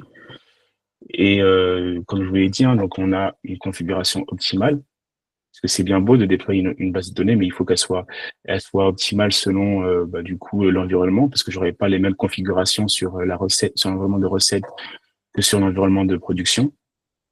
Et idem pour le monitoring, je veux aussi être capable d'être alerté si j'ai un problème. Et on va utiliser du coup deux services. Amazon RDS, qui est un service AWS, Amazon Web Services, donc qui va gérer toute la partie base de données. Donc c'est un service qui est managé par AWS, mais bien qu'il soit managé, il y a quand même beaucoup de configurations. Il faut connaître le service, il faut connaître les spécificités du service. Et donc là, c'est ce qu'on va voir aujourd'hui. Et enfin, Amazon CloudWatch, qui est encore un service proposé par AWS, qui nous permet de monitorer notre application. Donc, il permet de monitorer de différentes manières. Je pourrais même là peut-être vous présenter, on va y aller, je vais vous présenter ça rapidement pour que vous puissiez voir un peu ce que ça donne. Juste peut-être pour sonder un peu au niveau de l'auditoire, est-ce que vous êtes tous à l'aise avec AWS? N'hésitez pas à répondre pendant que je présente tout Moi, ça. non. D'accord, très bien. Là, ce qu'on va faire, c'est que je vais vous présenter en live rapidement l'écosystème AWS. Donc, vous voyez, là, je suis sur ma console Ok, AWS. Oui, ok, justement, par rapport à ceux qui ne sont pas à l'aise avec AWS ou souhaiteront en tout cas avoir des compétences de base sur AWS, on a une nouvelle formation sur AWS qui va venir la semaine prochaine qu'on appelle Bootcamp et AWS Cloud Practitioner. Donc, ça sera un bootcamp de 4 semaines, d'accord? Donc, on verra tout ce qui est AWS. Donc, pour ceux qui ne sont pas à l'aise avec AWS et souhaitent avoir des compétences sur AWS, en tout cas, vous êtes invités à prendre ce bootcamp. Et,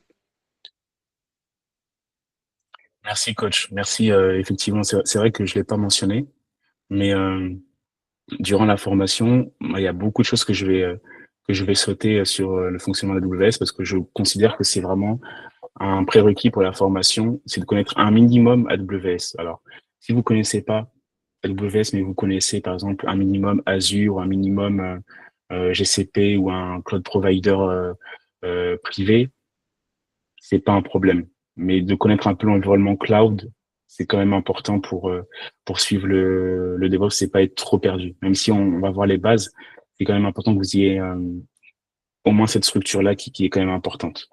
Donc, pour ceux qui ne sont pas à l'aise avec l'écosystème AWS ou qui n'ont jamais vu à quoi ressemble la console Amazon, ça ressemble un peu à ça. On a une multitude de services ici qui nous sont présentés. Donc là, vous pouvez le voir ici, storage. Donc, on va nous présenter tous les services storage, S3, c'est souvent utilisé. On a toute la partie IoT, parce qu'il me semble que parmi nous, alors je sais plus c'était qui, je crois que c'était Denilson qui est expert dans le domaine IoT. On a aussi des services IoT managés par AWS. Et donc voilà, on a tout un écosystème au niveau de AWS sur l'IoT, sur le compute, sur le storage, sur la database et tous ces services en fait, lorsqu'on les maîtrise et lorsqu'on connaît bien l'écosystème, et ben on peut en fait les rassembler, les unifier pour construire en fait des bons workflows intéressants. Voilà. Donc nous ce qu'on va voir aujourd'hui, ça sera, on va aller dessus. Là je vous montre à quoi ça ressemble hein, sur la partie database. Donc la partie base de données. Donc on a en fait AWS qui propose de nombreuses bases de données. Donc vous voyez quand je parlais d'actions manuel, bah là, par exemple, j'ai envie de créer ma base de données. C'est pas ce que je vais faire parce que ça, là, je vous montre rapidement, mais je vais pas lancer. Hein. Mais je crée ma base de données ici. Voilà. Et là, je vais faire du clic droit. Donc là, je sélectionne, je vais prendre une Postgres. Je gère ici quelle version je veux. Je vais prendre la dernière, la 16.3. Donc ça, je veux pas forcément. Je vais prendre un environnement de test, pourquoi pas, pour avoir du coup des petits, comment dire, des petites performances. Je veux pas des grosses performances parce que je l'ai pas mentionné. Et ça, du coup, c'est un petit. Je veux beaucoup en parler lors de la formation. Beaucoup pensent que, ok, on est dans le cloud, ça tourne, mais en fait, pendant que ça tourne, on paye. On paye à l'usage. Et c'est aussi à nous, en tant qu'ingénieurs, en tant que DevOps, de sensibiliser les équipes, et que ce soit les développeurs, parce que les développeurs, pour le coup, ne sont pas du tout. Je travaille beaucoup avec les développeurs, ils sont pas du tout en alerte dessus, ou très peu. Et même les équipes métiers. Et c'est à nous, en fait, en tant que DevOps, que cloud ingénieur, que voilà, mais en tout cas, en tant qu'ingénieur technique, de responsabiliser les équipes et de les sensibiliser par rapport à l'usage des ressources. Et donc, nous, on le fera aussi lors de la formation. On va déployer les ressources. Et donc, en fait, bah, forcément, on paye à l'utilisation. Et c'est important qu'on puisse, du coup, bien utiliser. C'est pour ça que là, j'ai parlé aussi d'avoir différents environnements. Et selon les environnements, on va avoir, du coup, des machines qui seront plus ou moins importantes et ce qui va nous permettre d'avoir en fait une bonne gestion de nos coûts. Donc, vous voyez là, bref, là, vous voyez toute la partie. Ici, je veux pas créer ici avec l'action manuelle, mais là, là, je fais une action manuelle. Voilà. Je fais une action manuelle. Là, je crée la base de données, elle va se lancer. Et moi, c'est quelque chose qui m'intéresse pas.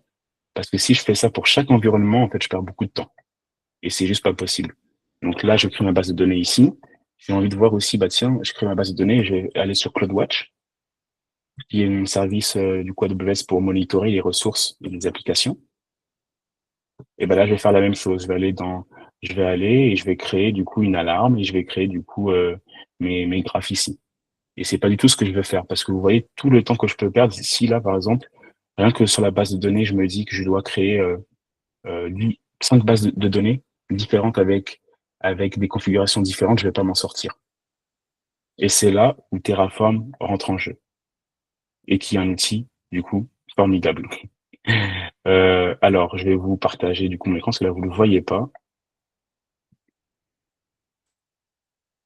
Tac, tac, tac. N'hésitez pas, lorsque je vais présenter, si vous avez des questions, vous m'en parlez, il n'y a pas de souci. Alors, partager mon écran, je vais couper là, je vais présenter un autre contenu. Est-ce que je peux présenter un autre contenu? Ouais. Voilà, très bien. Voilà à quoi ressemble mon Terraform.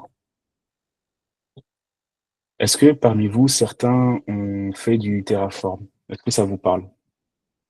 N'hésitez pas, hein, comme ça, je vous fais une brève présentation de Terraform pour que vous ne soyez pas trop perdu non plus. Ok. Alors, Terraform, du coup, c'est un outil hein, qui est beaucoup plus orienté. Il est DevOps, mais il est beaucoup plus orienté Ops que Dev. C'est-à-dire que les développeurs, en fait, ils peuvent utiliser en fait d'autres outils de déploiement de ressources qui seront comme CloudFormation. En fait, il y a des plugins qui existent, des frameworks qui existent pour déployer, par exemple, de l'infrastructure avec du code Python ou du TypeScript. Et là, en fait, Terraform, lui, il est beaucoup plus utilisé par des ops, mais pour le coup, il est vraiment connu. Hein, c'est un gros écosystème, Terraform. Et là, il est en fait déployé en ce qu'on appelle HCL. Donc, c'est pas un langage de programmation en soi, mais en tout cas, c'est un langage de description pour que ce soit compréhensible par l'outil. Et donc, ce qui est intéressant avec Terraform, là, ici, c'est qu'il va nous permettre, du coup, de déployer nos bases de données. Euh, Ce qui est super avec l'environnement HashiCorp, donc on aura l'occasion peut-être d'en parler un peu plus dans la formation, mais HashiCorp, en fait, il va regrouper un ensemble de produits, de services qui est utilisé par en fait une grosse communauté. Et c'est peut-être le conseil que je peux vous donner là, c'est quand vous utilisez des outils DevOps, regardez premièrement la communauté. Allez sur le GitHub, allez voir le start, donc le nombre de personnes qui sont abonnées, le nombre de personnes qui répondent, les issues, est-ce que les personnes répondent rapidement aux issues, et ça va vous permettre de voir si l'outil est utilisé. Parce que si vous utilisez un outil qui est très peu utilisé, qui est peu maintenu, et ben il faut faire très attention à ça. Et là, pour le coup, lorsqu'on est on utilise un outil qui est beaucoup utilisé par la communauté, bah, c'est bien parce qu'en fait, on a des updates qui sont à jour. En fait, on a souvent des updates. Lorsqu'on a un problème, on pose une question, on va nous répondre très rapidement. Et parfois, on veut mettre en place des choses, des plugins, des fonctions. Bah, en fait, c'est déjà créé par la communauté. Donc, on gagne aussi un gain de temps. Le but aussi du DevOps et de l'automatisation, c'est pas de refaire en fait la roue. Il y a beaucoup d'outils qui sont mis à disposition. Bah, justement, en tant que DevOps ingénieur, ingénieur DevOps, c'est d'utiliser, de savoir manipuler ces outils, ces plugins qui ont déjà été utilisés pour les mettre nous à notre bénéfice, quoi. Et c'est vraiment ça qui est important. Et là, pour ce module-là, j'aurais très bien pu faire plusieurs ressources pour créer une base de données, mais en fait, j'ai déjà en fait ici un module qui a été créé par la communauté hein, qui s'appelle du coup RDS AWS. Donc c'est même les équipes en fait de HashiCorp, de Terraform qui ont fait un module pour créer de la base de données. Et donc en fait ça c'est super. Donc bien évidemment là vous n'allez pas tout comprendre. Il y a beaucoup de choses. Je vais pas expliquer tout le code et tous les concepts. Mais ce qu'il faut savoir c'est qu'au niveau de Terraform en fait on a des ressources. Donc les types de ressources. Moi je vais déployer une base de données. Et là vu que c'est un module ben, en fait, je vais juste lui dire ce que je veux. Le type de version, le type de base de données surtout, est-ce que c'est de la Postgres, du MariaDB, etc. Je vais lui renseigner le user, le port de connexion, ce qui est normal, hein, sinon je peux pas connecter ma base de données. Qui dit base de données dit forcément qu'elle va reposer sur un réseau. Est-ce qu'il repose sur un réseau public ou privé? Ça, c'est ce que je vais aussi mentionner dans le code. On a tout un système, et c'est ça qui est intéressant, euh, j'expliquerai ça au fur et à mesure, mais on a tout un système de backup parce que ben on a une base de données, mais la base de données, il faut qu'on ait un backup. C'est quand même quelque chose qui est qui est quand même important. Et donc ça, c'est des choses que là on peut voir. Et aussi la partie monitoring pour aller plus en détail sur les monitoring de la base de données. Nous, ça nous est arrivé, par exemple, en entreprise, de pas forcément activer les bons logs, les bonnes insights, et on a rencontré des soucis de base de données. C'est pas du tout, moi par exemple, je suis pas un expert de base de données, et en activant ça, bah, je me suis rendu compte que tiens, je vais sur tel dashboard, je vois que en fait il y a beaucoup de transactions qui sont faites dans la base de données, et c'est pour ça qu'on a une erreur. Et donc le fait d'activer les bons paramètres, c'est vraiment primordial. Donc là, dans ce code, vous voyez là, c'est un module qui est vraiment dédié en fait à l'utilisation de bases de données. Donc là, ce module-là va nous permettre de déployer une base de données. Et ce qui est intéressant, c'est que là, vous voyez, il y a beaucoup de variables. Donc, je vais vous présenter un autre fichier ici que vous voyez là, qui s'appelle local. Il y a toute une stratégie hein, d'utilisation de bonnes pratiques Terraform. Celle que j'utilise, c'est pas forcément la meilleure. C'est pas forcément, il y a d'autres manières de le faire. C'est la mienne, mais elle est pas source de vérité. Mais c'est ce que j'utilise en entreprise et ça fonctionne plutôt bien. J'en suis assez satisfait. Et donc tout simplement, bah, en fait, c'est un fichier ici qui va me permettre de gérer ma configuration. Donc là, j'ai mon module base de données. Et rien qu'avec ce module base de données, eh ben, je peux le déployer sur n'importe quel environnement. Environnement de production, de recettes, mes environnements en fait AWS, quel qu'il soit. Et en fait, dans le local, du coup, j'ai beaucoup variabilisé. Et donc, en fait, là, je vais remplir du coup, les valeurs en fonction de mon environnement. Donc là, c'est l'environnement de dev. Et ben, je vais avoir ça. Je vais avoir, par exemple, un environnement où je vais préciser un certain type de base de données. Sur mon environnement bon, j'ai mis staging, mais ça peut être prod, hein, peu importe. Là, c'est vraiment du nommage. Là, ce sera une plus grosse base de données, donc une configuration différente, avec des paramètres différents, avec un subnet aussi qui est différent. Donc, j'ai pas, je repose, je ne me repose pas du tout, pardon, excusez-moi, je ne me repose pas du tout sur la base sur le même VPC, sur le même network. C'est un network qui est complètement différent. J'ai une stratégie aussi qui peut être complètement différente de celle de mon environnement de dev. Et vous voyez, ce qui est intéressant avec ce système-là, c'est que j'ai variabilisé avec un fichier unique ici, donc j'ai pas en fait à dupliquer. Et au début, bien évidemment, quand on commence, on va beaucoup dupliquer. Et bah, le but, justement, c'est pas de dupliquer, c'est d'avoir en fait un template qui est source de vérité. Et ensuite, selon nos environnements, et ben, on a des valeurs qui sont différentes en fonction de nos environnements. Donc ça, c'est le cas ici. C'est le cas ici. Donc là, j'ai mon module base de données. Là, j'ai mon Terraform pour lui dire, bah, en fait, Terraform, je veux que moi, je vais déployer ma ressource base de données sur AWS. Donc là, je précise bien la version. Et ça, c'est important parce qu'en fait, on est dans un écosystème où bah, il y a beaucoup d'updates. Donc, il faut aussi être à jour régulièrement. Et ça va me permettre d'être certain que là, je suis à jour dans mon usage Terraform. Donc là, je vais lui préciser ici mon provider. Donc, je vais lui dire, écoute, tout ce stack Terraform qui est ici, bah, je vais la déployer sur la région Irlande. Et vous le voyez ici, hein, le local, région EU West One en Irlande. Donc, j'ai parlé de base de données. Donc là, c'est ce qui est fait ici. Ça a été décrit, hein. Je voulais pas le faire devant vous, le code. Il était déjà prêt. Mais on peut voir la partie CloudWatch, par exemple. Et ben, on peut voir rapidement, on peut se dire, bah, tiens, moi, je veux, CloudWatch, j'ai ma base de données. Maintenant, je veux, bah, monitorer. Je vais être en alerte dessus.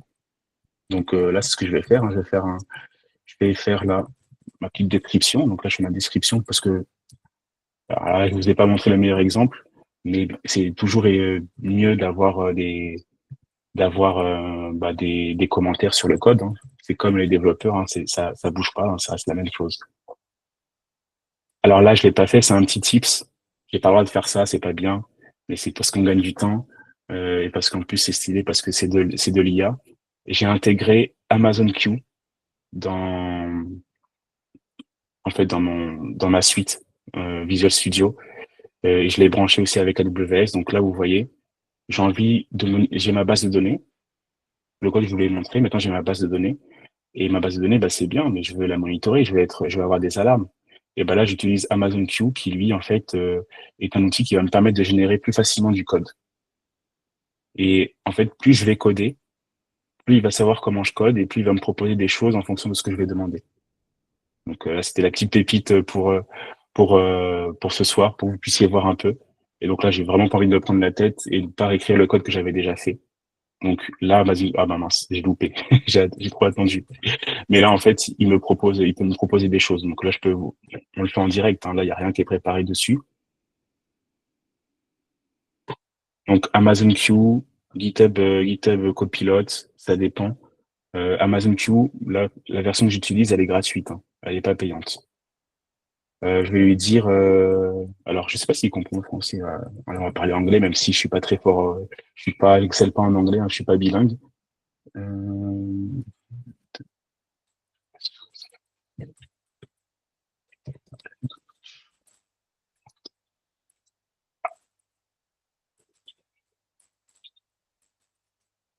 je fais des mots ou pas, il fait des mots, on le saura.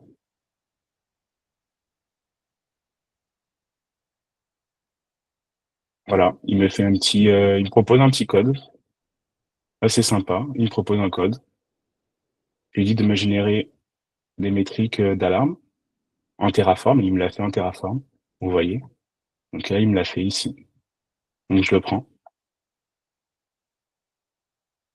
Je peux très bien le prendre ou je peux ne pas le prendre. Donc moi, j'ai pas forcément. Alors là, je vais reprendre. Hop là.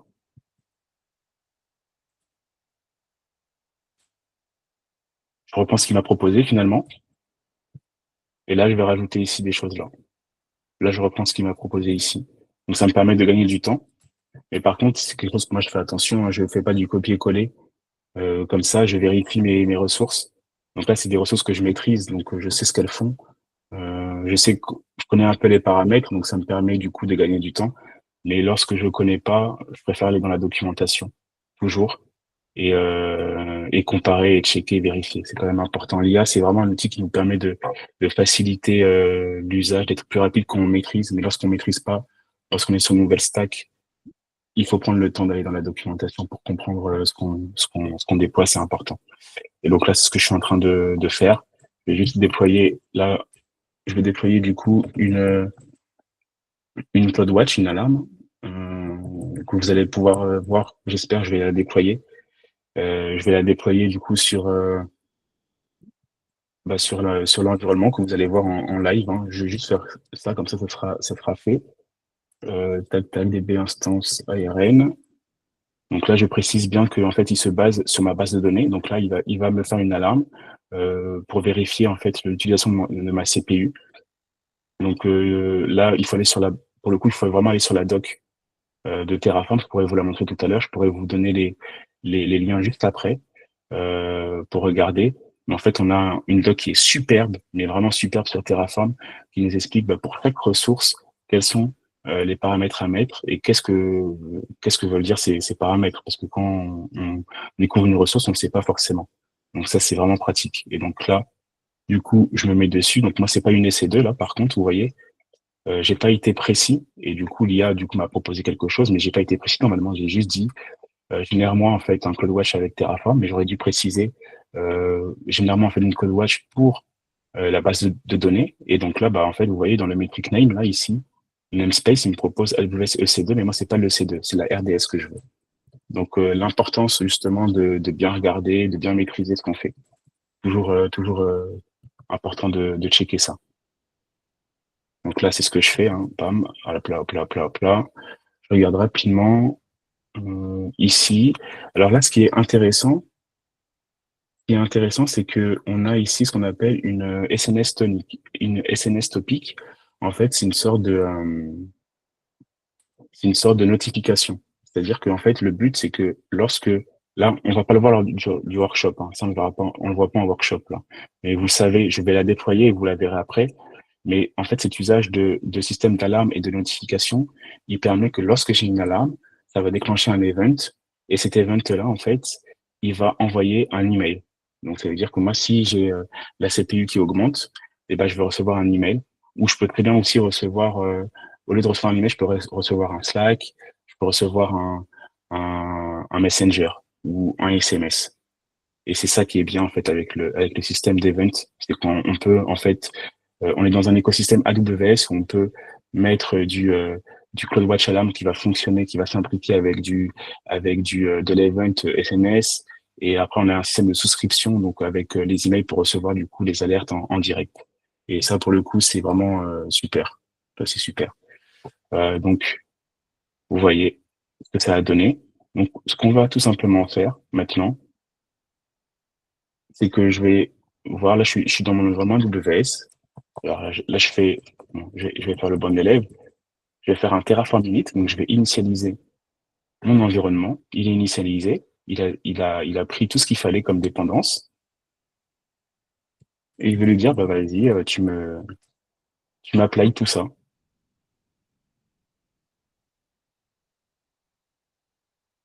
Bien évidemment, on est sur un effet, un effet démo, mais au moins, ça permet de voir en direct ce qui ne va pas. Et là, il me dit qu'en fait, c'est pas bon. Et c'est pas bon. Il me dit que là, ça n'a pas, euh, ça n'a pas été déclaré. Donc, ce que je vais faire, c'est tout simplement, hop là,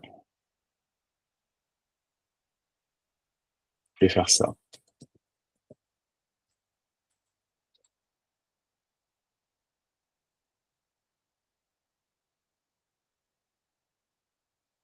Là, hop là.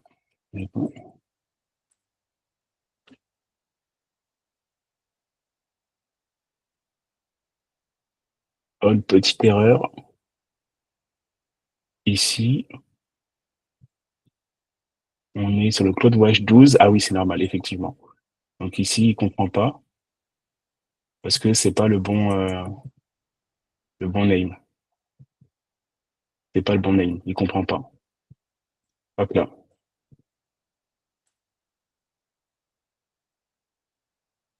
Et voilà. Lorsqu'on est là, alors, le Terraform Apply, il m'a fait quoi? Je suis en train de donner une instruction pour dire, bah, tous mes codes TF ici, bah, je veux que tu me déploies mes ressources. Donc, tu vas me déployer le module RDS et tu vas me déployer le CloudWatch.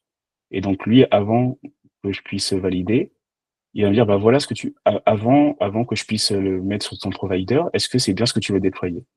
Donc là, il me montre bien tout ça. Il me montre bien le DB instance, donc la base de données. Il me montre le password qui se fait automatiquement. Il me montre le système de SNS, d'event, et tout des sous, en fait, et là, il va me montrer, en fait, tous les sous-parties du module. Donc, en fait, quand on déploie une base de données, on déploie un subnet de connexion, on déploie la configuration, et donc tout ça, il me demande si je veux bien le déployer. Je vais lui dire yes, moi, c'est ce que je veux. Et donc, bon, on va pas, on va pas attendre parce que là, pour le coup, ça va prendre un peu plus de temps. Mais là, ça va durer peut-être 9 minutes. Donc, je vais vous épargner les 9 minutes. Mais ce qui est intéressant, et on va le voir peut-être là en direct, c'est que dès que je vais lancer, là, j'ai lancé ma commande. Donc, en fait, il commence déjà à builder, hein, il commence à lancer la base de données. Bah, là, je vous la partage en direct. Donc là, je vais switcher au niveau de mon partage. Comme ça, vous voyez en direct hein, ce qui se passe. Là, sur mon code, vous voyez bien que ça a été lancé. On va à nouveau sur ma, sur ma page base de données. Et vous allez voir en direct ce qui se passe. On a bien ici le code qui a été pris en compte avec la DB qui est en train d'être créée. Voilà. Et ce qui est fabuleux avec cet outil-là, c'est que je peux très bien ouvrir un autre terminal. Je peux très bien ouvrir un autre terminal. Mais là, par contre, je peux peut-être avoir un lock. Je peux peut-être avoir un lock. Ça va voir. Mais là, je peux très bien, avec le même code, du coup, déployer le même code, mais sur un autre environnement. C'est tout à fait faisable. Et c'est ce qu'on va justement voir au niveau de la formation, hein, c'est qu'on peut déployer sur différents environnements. Il y a quand même une protection que Terraform va mettre en place. Et on va voir aussi des systèmes ce qu'on appelle de workspace avec Terraform qui va nous permettre de dire, bah, je suis sur un workspace qui est environnement de prod, environnement de recette, environnement de dev. Et donc Terraform, il va aussi gérer un peu cet écosystème-là. Il va nous permettre de bien manager nos ressources selon les environnements. Voilà ce que donne à peu près le workshop pour aujourd'hui. J'ai terminé. Voilà, je vous ai partagé un peu un aperçu de ce que pourra donner la formation avec les bons usages. Si vous avez des questions sur le code qui a été déployé ou bien sur ce qui a été partagé auparavant, que ce soit sur la partie infrastructure as code, DevOps, use case, DevOps ou use case Terraform en entreprise, n'hésitez pas, vous pouvez partager. Pour ma part, j'ai fini ce que j'avais à partager aujourd'hui.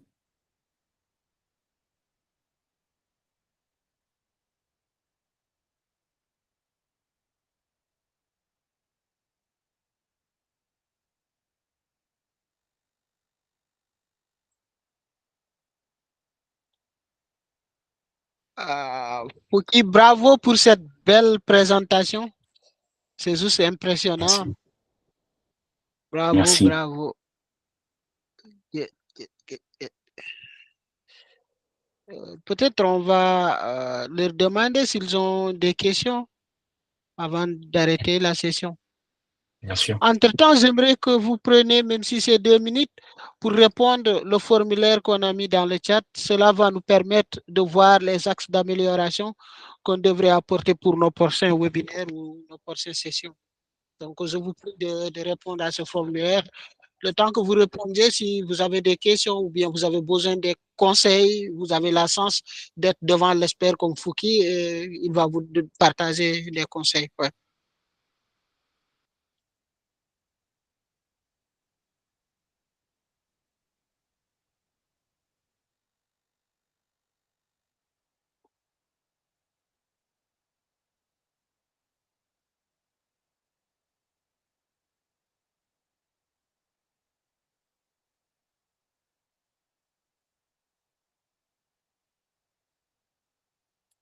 Oui, oui, Cyril. Bon, désolé hein, de vous interrompre.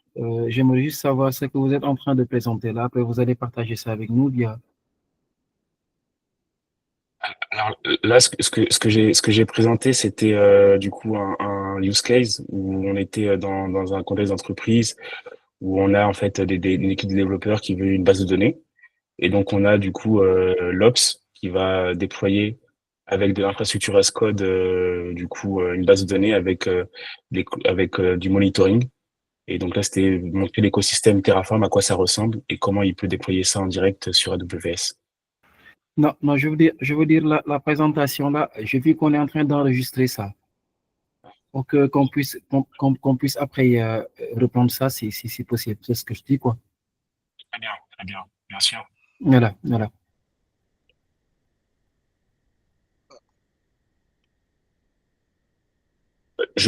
Alors, c'est Coach Québec qui gère la partie enregistrement. Mais oui, hein, ça sera certainement partagé, je pense. Et le code, bien évidemment, je peux vous le mettre à disposition. Je peux vous le mettre à disposition pour que vous puissiez voir à quoi ça ressemble. Et également les liens dont je vous ai, dont je vous ai évoqué avec l'écosystème Terraform, avec la documentation Terraform. Et je crois que je me suis appuyé pour faire le code. Mais oui, oui, bien sûr. Je partagerai tout ça. Coach Québec qui mettra ça à disposition. Oui, bonsoir tout le monde. J'espère que vous me recevez. Oui, bonsoir. Alors, je voudrais bien faire un apport par rapport à la présentation. D'abord, je tiens d'abord à féliciter Fouki pour ta présentation. C'est assez clair et assez, en tout cas, pour les débutants, ça leur permettra vraiment beaucoup de mieux comprendre le sujet, de mieux se positionner en fait.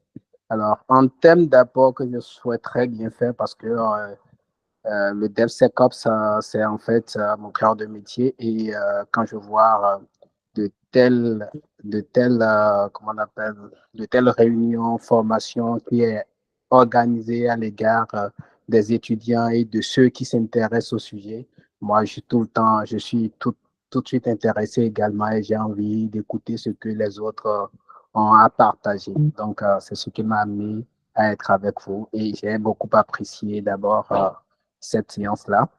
Et en termes d'apport, comme je le disais au début, c'est un conseil de celui qui a pratiqué déjà avec beaucoup d'expérience dans le domaine, où en fait, je propose que, à part mon expérience, je pense que Terraform intervient beaucoup plus sur la partie provisioning et la gestion du cycle de vie de l'infrastructure. Et prendre Ansible dans la partie déploiement reste en fait un vrai atout en fait, quoi. Donc, moi, selon mes expériences, ce que j'ai pu constater, c'est que beaucoup de mes collègues utilisent Ansible sur tout le cycle de vie de l'infrastructure et d'autres préfèrent en fait utiliser Terraform, alors que chacune de ces deux technologies ont en fait leur point fort et leur point faible. Donc, prendre Terraform sur la partie provisionnement et la gestion du cycle de vie de l'infra est assez intéressant et la bonne et la best pratique d'ailleurs dans le domaine. Et Ansible est vraiment réputé pour tout ce qui est déploiement, pull, push dans l'infrastructure. Donc, c'est ce que je voudrais bien apporter à l'ensemble de l'équipe. Merci Thierry, hein. Merci pour cet apport et c'est vraiment intéressant. C'est toujours bien qu'on a aussi d'autres, voilà, il y a d'autres réactions comme ça par rapport aussi à ton expertise et effectivement, c'est quelque chose qui est important de pouvoir utiliser le bon outil nécessaire selon l'utilisation, selon l'usage. Et ce qui est intéressant, c'est qu'avec, quand plus tu fais partie du DevSecOps, je sais pas si tu utilises HashiCorp Vault. Moi, j'ai utilisé un tout petit peu, pas beaucoup, mais l'aspect DevSecOps est très très important dans l'écosystème DevOps parce qu'on collabore tous ensemble et il faut aussi quand on a des fichiers de configuration faut faire attention à ce qu'on partage et de quelle manière on le partage donc mais heureusement qu'on a un expert ici qui peut aussi apporter c'est important cet aspect-là effectivement. D'accord, merci. Non, moi, je pense que je n'ai pas utilisé. Hein.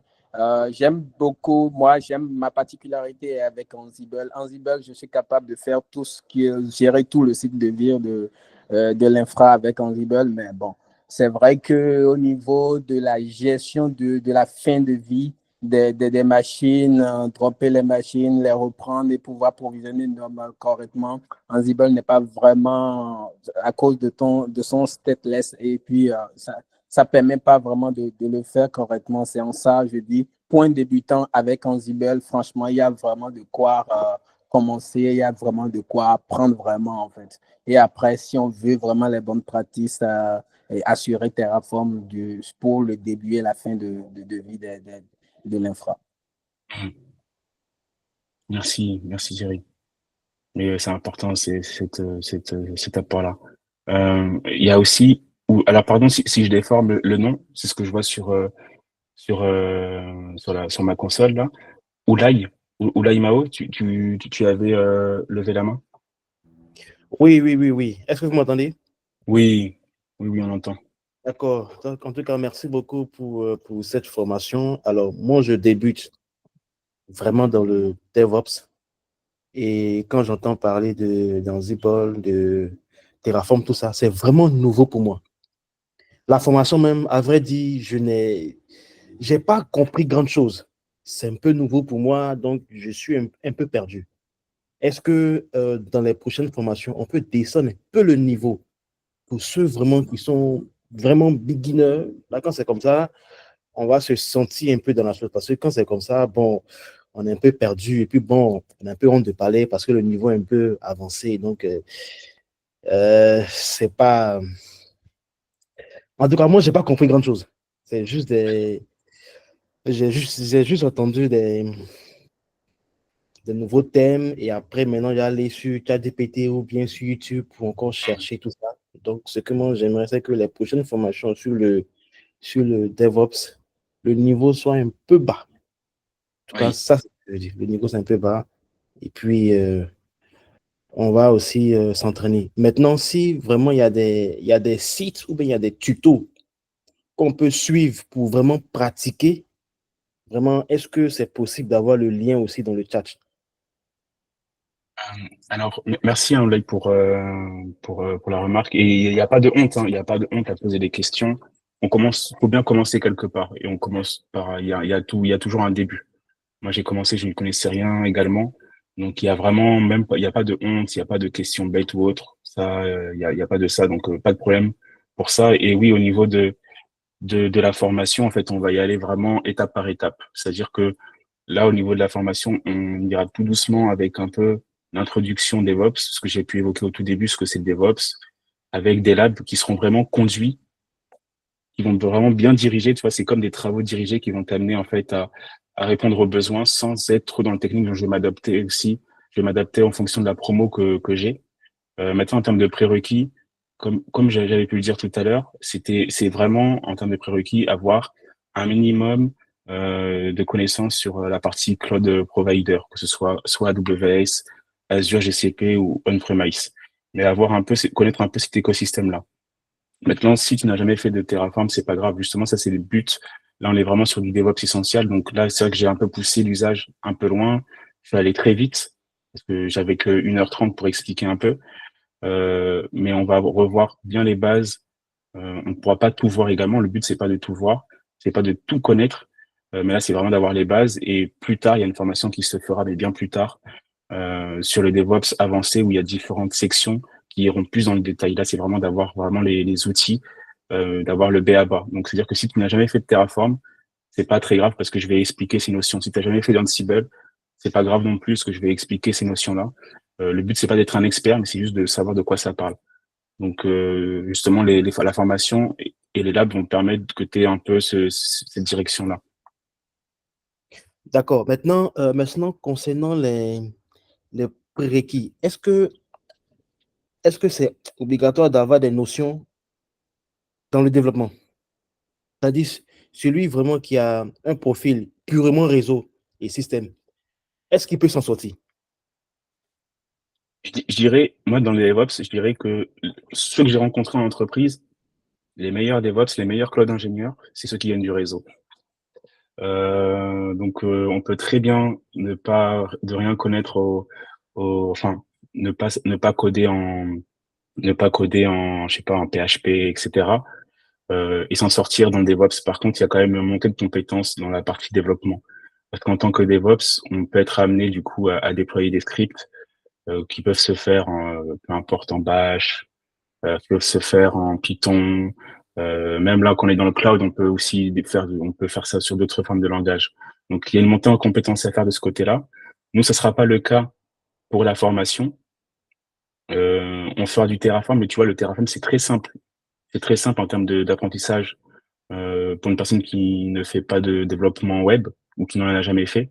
Mais si tu as la connaissance réseau, si admin, c'est suffisant. Je pars du principe où c'est suffisant. Super, super, ça marche. On a Yaya, tu avais posé, tu lèves la main. Oui, bonsoir. Bonsoir. Allô? Oui, bonsoir. Oui, bonsoir. Merci, On t'entend bien. merci pour la présentation. Moi aussi, je suis un débutant. J'ai entendu ce mot DevOps. Bon, j'ai un peu fouillé voir c'est quoi DevOps. Maintenant, je voudrais savoir la formation là, comment elle va se dérouler et le cours de la formation. Merci. Alors, très bien, pas de problème. Moi, je vais te parler plutôt du déroulé de la formation et pour ce qui est coût, etc., je laisserai Coach Kébé répondre ou donner les informations nécessaires. Sur le contenu de la formation, le programme, on est sur 6 séances. Une qui va commencer par l'introduction au DevOps, donc connaître ce que c'est le DevOps, la philosophie DevOps, avec une petite introduction avec Terraform de ce que c'est Terraform, ce que j'ai pu montrer, mais aller plus quand même dans le détail, un peu plus dans la théorie, parce que là, je vous ai pas présenté Terraform vraiment. Et après, aller étape en étape, en découvrant des outils. Donc, on découvre d'abord ce que c'est Terraform. Après, on fait des labs, donc des use cases, pour utiliser par exemple Ansible et Terraform, les présenter ce que c'est aussi Ansible, présenter toute la partie CI/CD dans l'écosystème GitHub, donc savoir utiliser GitHub, qu'est-ce que c'est GitHub, et ça c'est des notions par contre qui sont importantes d'avoir un minimum, je dis bien un minimum de connaissances sur Git, par exemple savoir ce que c'est une merge request ou une pull request, ce que c'est commit, comment on fait pour commit, donc avoir vraiment cette base-là, c'est important. Et après, au fur et à mesure de la formation, on va découvrir ce que c'est le monitoring en déployant ça avec Cube. Et donc, on aura aussi du coup des formations, on aura des cours qui seront théoriques, donc sur Cube pour les notions, pour avoir quand même un minimum de notions théoriques. Donc, en fait, au niveau de la formation, sur la semaine, on aura, alors, si tout est OK, on aura 1 heure de formation théorique avec des slides, présentations pour avoir la théorie. Comme ça, ça vous permet de regarder, rechercher un peu, prendre l'information. Et ensuite, en fin de semaine, on a 1h30 de lab où là, en fait, on aura ici des consignes et on va faire un deep dive comme j'ai pu vous montrer là en codant. On va coder, on va déployer. Moi, en fait, tout ce que je vais faire, je vais vous l'expliquer. Et je serai là aussi durant la semaine. Je serai disponible pour répondre par mail si jamais il y a des blocages. Mais le code sera disponible, on aura le code qui sera disponible sur les différents repos du Cloud Facile. D'accord, merci, c'est compris. Non, super. Ok. Justement, par rapport au coût, donc je viens de mettre tout à l'heure lien de prescription, d'accord? Donc c'est à partir de ce lien-là que tu vas t'inscrire. Après, il y aura une équipe commerciale qui va rentrer en contact avec vous pour discuter du coût, hein, parce que normalement, celle qui s'occupe de l'aspect commercial n'est pas là. Du coup, elle serait en mesure de te dire concrètement comment ça marche, les transactions. Mais vous avez toujours la possibilité de cliquer sur le lien prescription. Après, vous allez discuter si ça vous convient pour vous lancer. Sinon aussi, il y aura prochaines cohortes qui vont venir. Donc, est-ce que c'est clair, Yaya? Oui, c'est clair, merci. Je vais cliquer le lien après, continuer à voir. Inch'Allah. Oui. Après, il y aura Kadjatou, elle s'appelle Kadjatou, elle va prendre en charge. D'accord. Il y a aussi une question qui a été posée sur le fait de est-ce que vous pouvez tenir au niveau de la formation? Est-ce que vous avez les bases, etc. Je pense que si vous avez été sélectionné là pour la formation, parce qu'il y a eu beaucoup d'inscrits.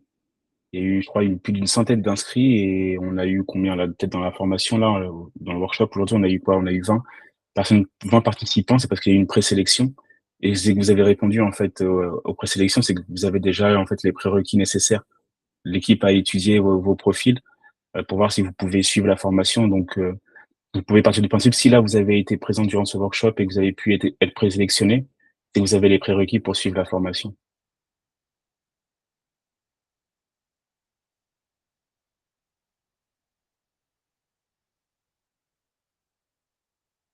Mais écoutez, s'il n'y a pas d'autres questions, en tout cas, moi de mon côté, ça a été un plaisir de partager avec vous, de vous présenter une partie de la formation DevOps Essential. Et avec l'équipe, on se tient disponible si vous avez des questions. Merci à vous en tout cas.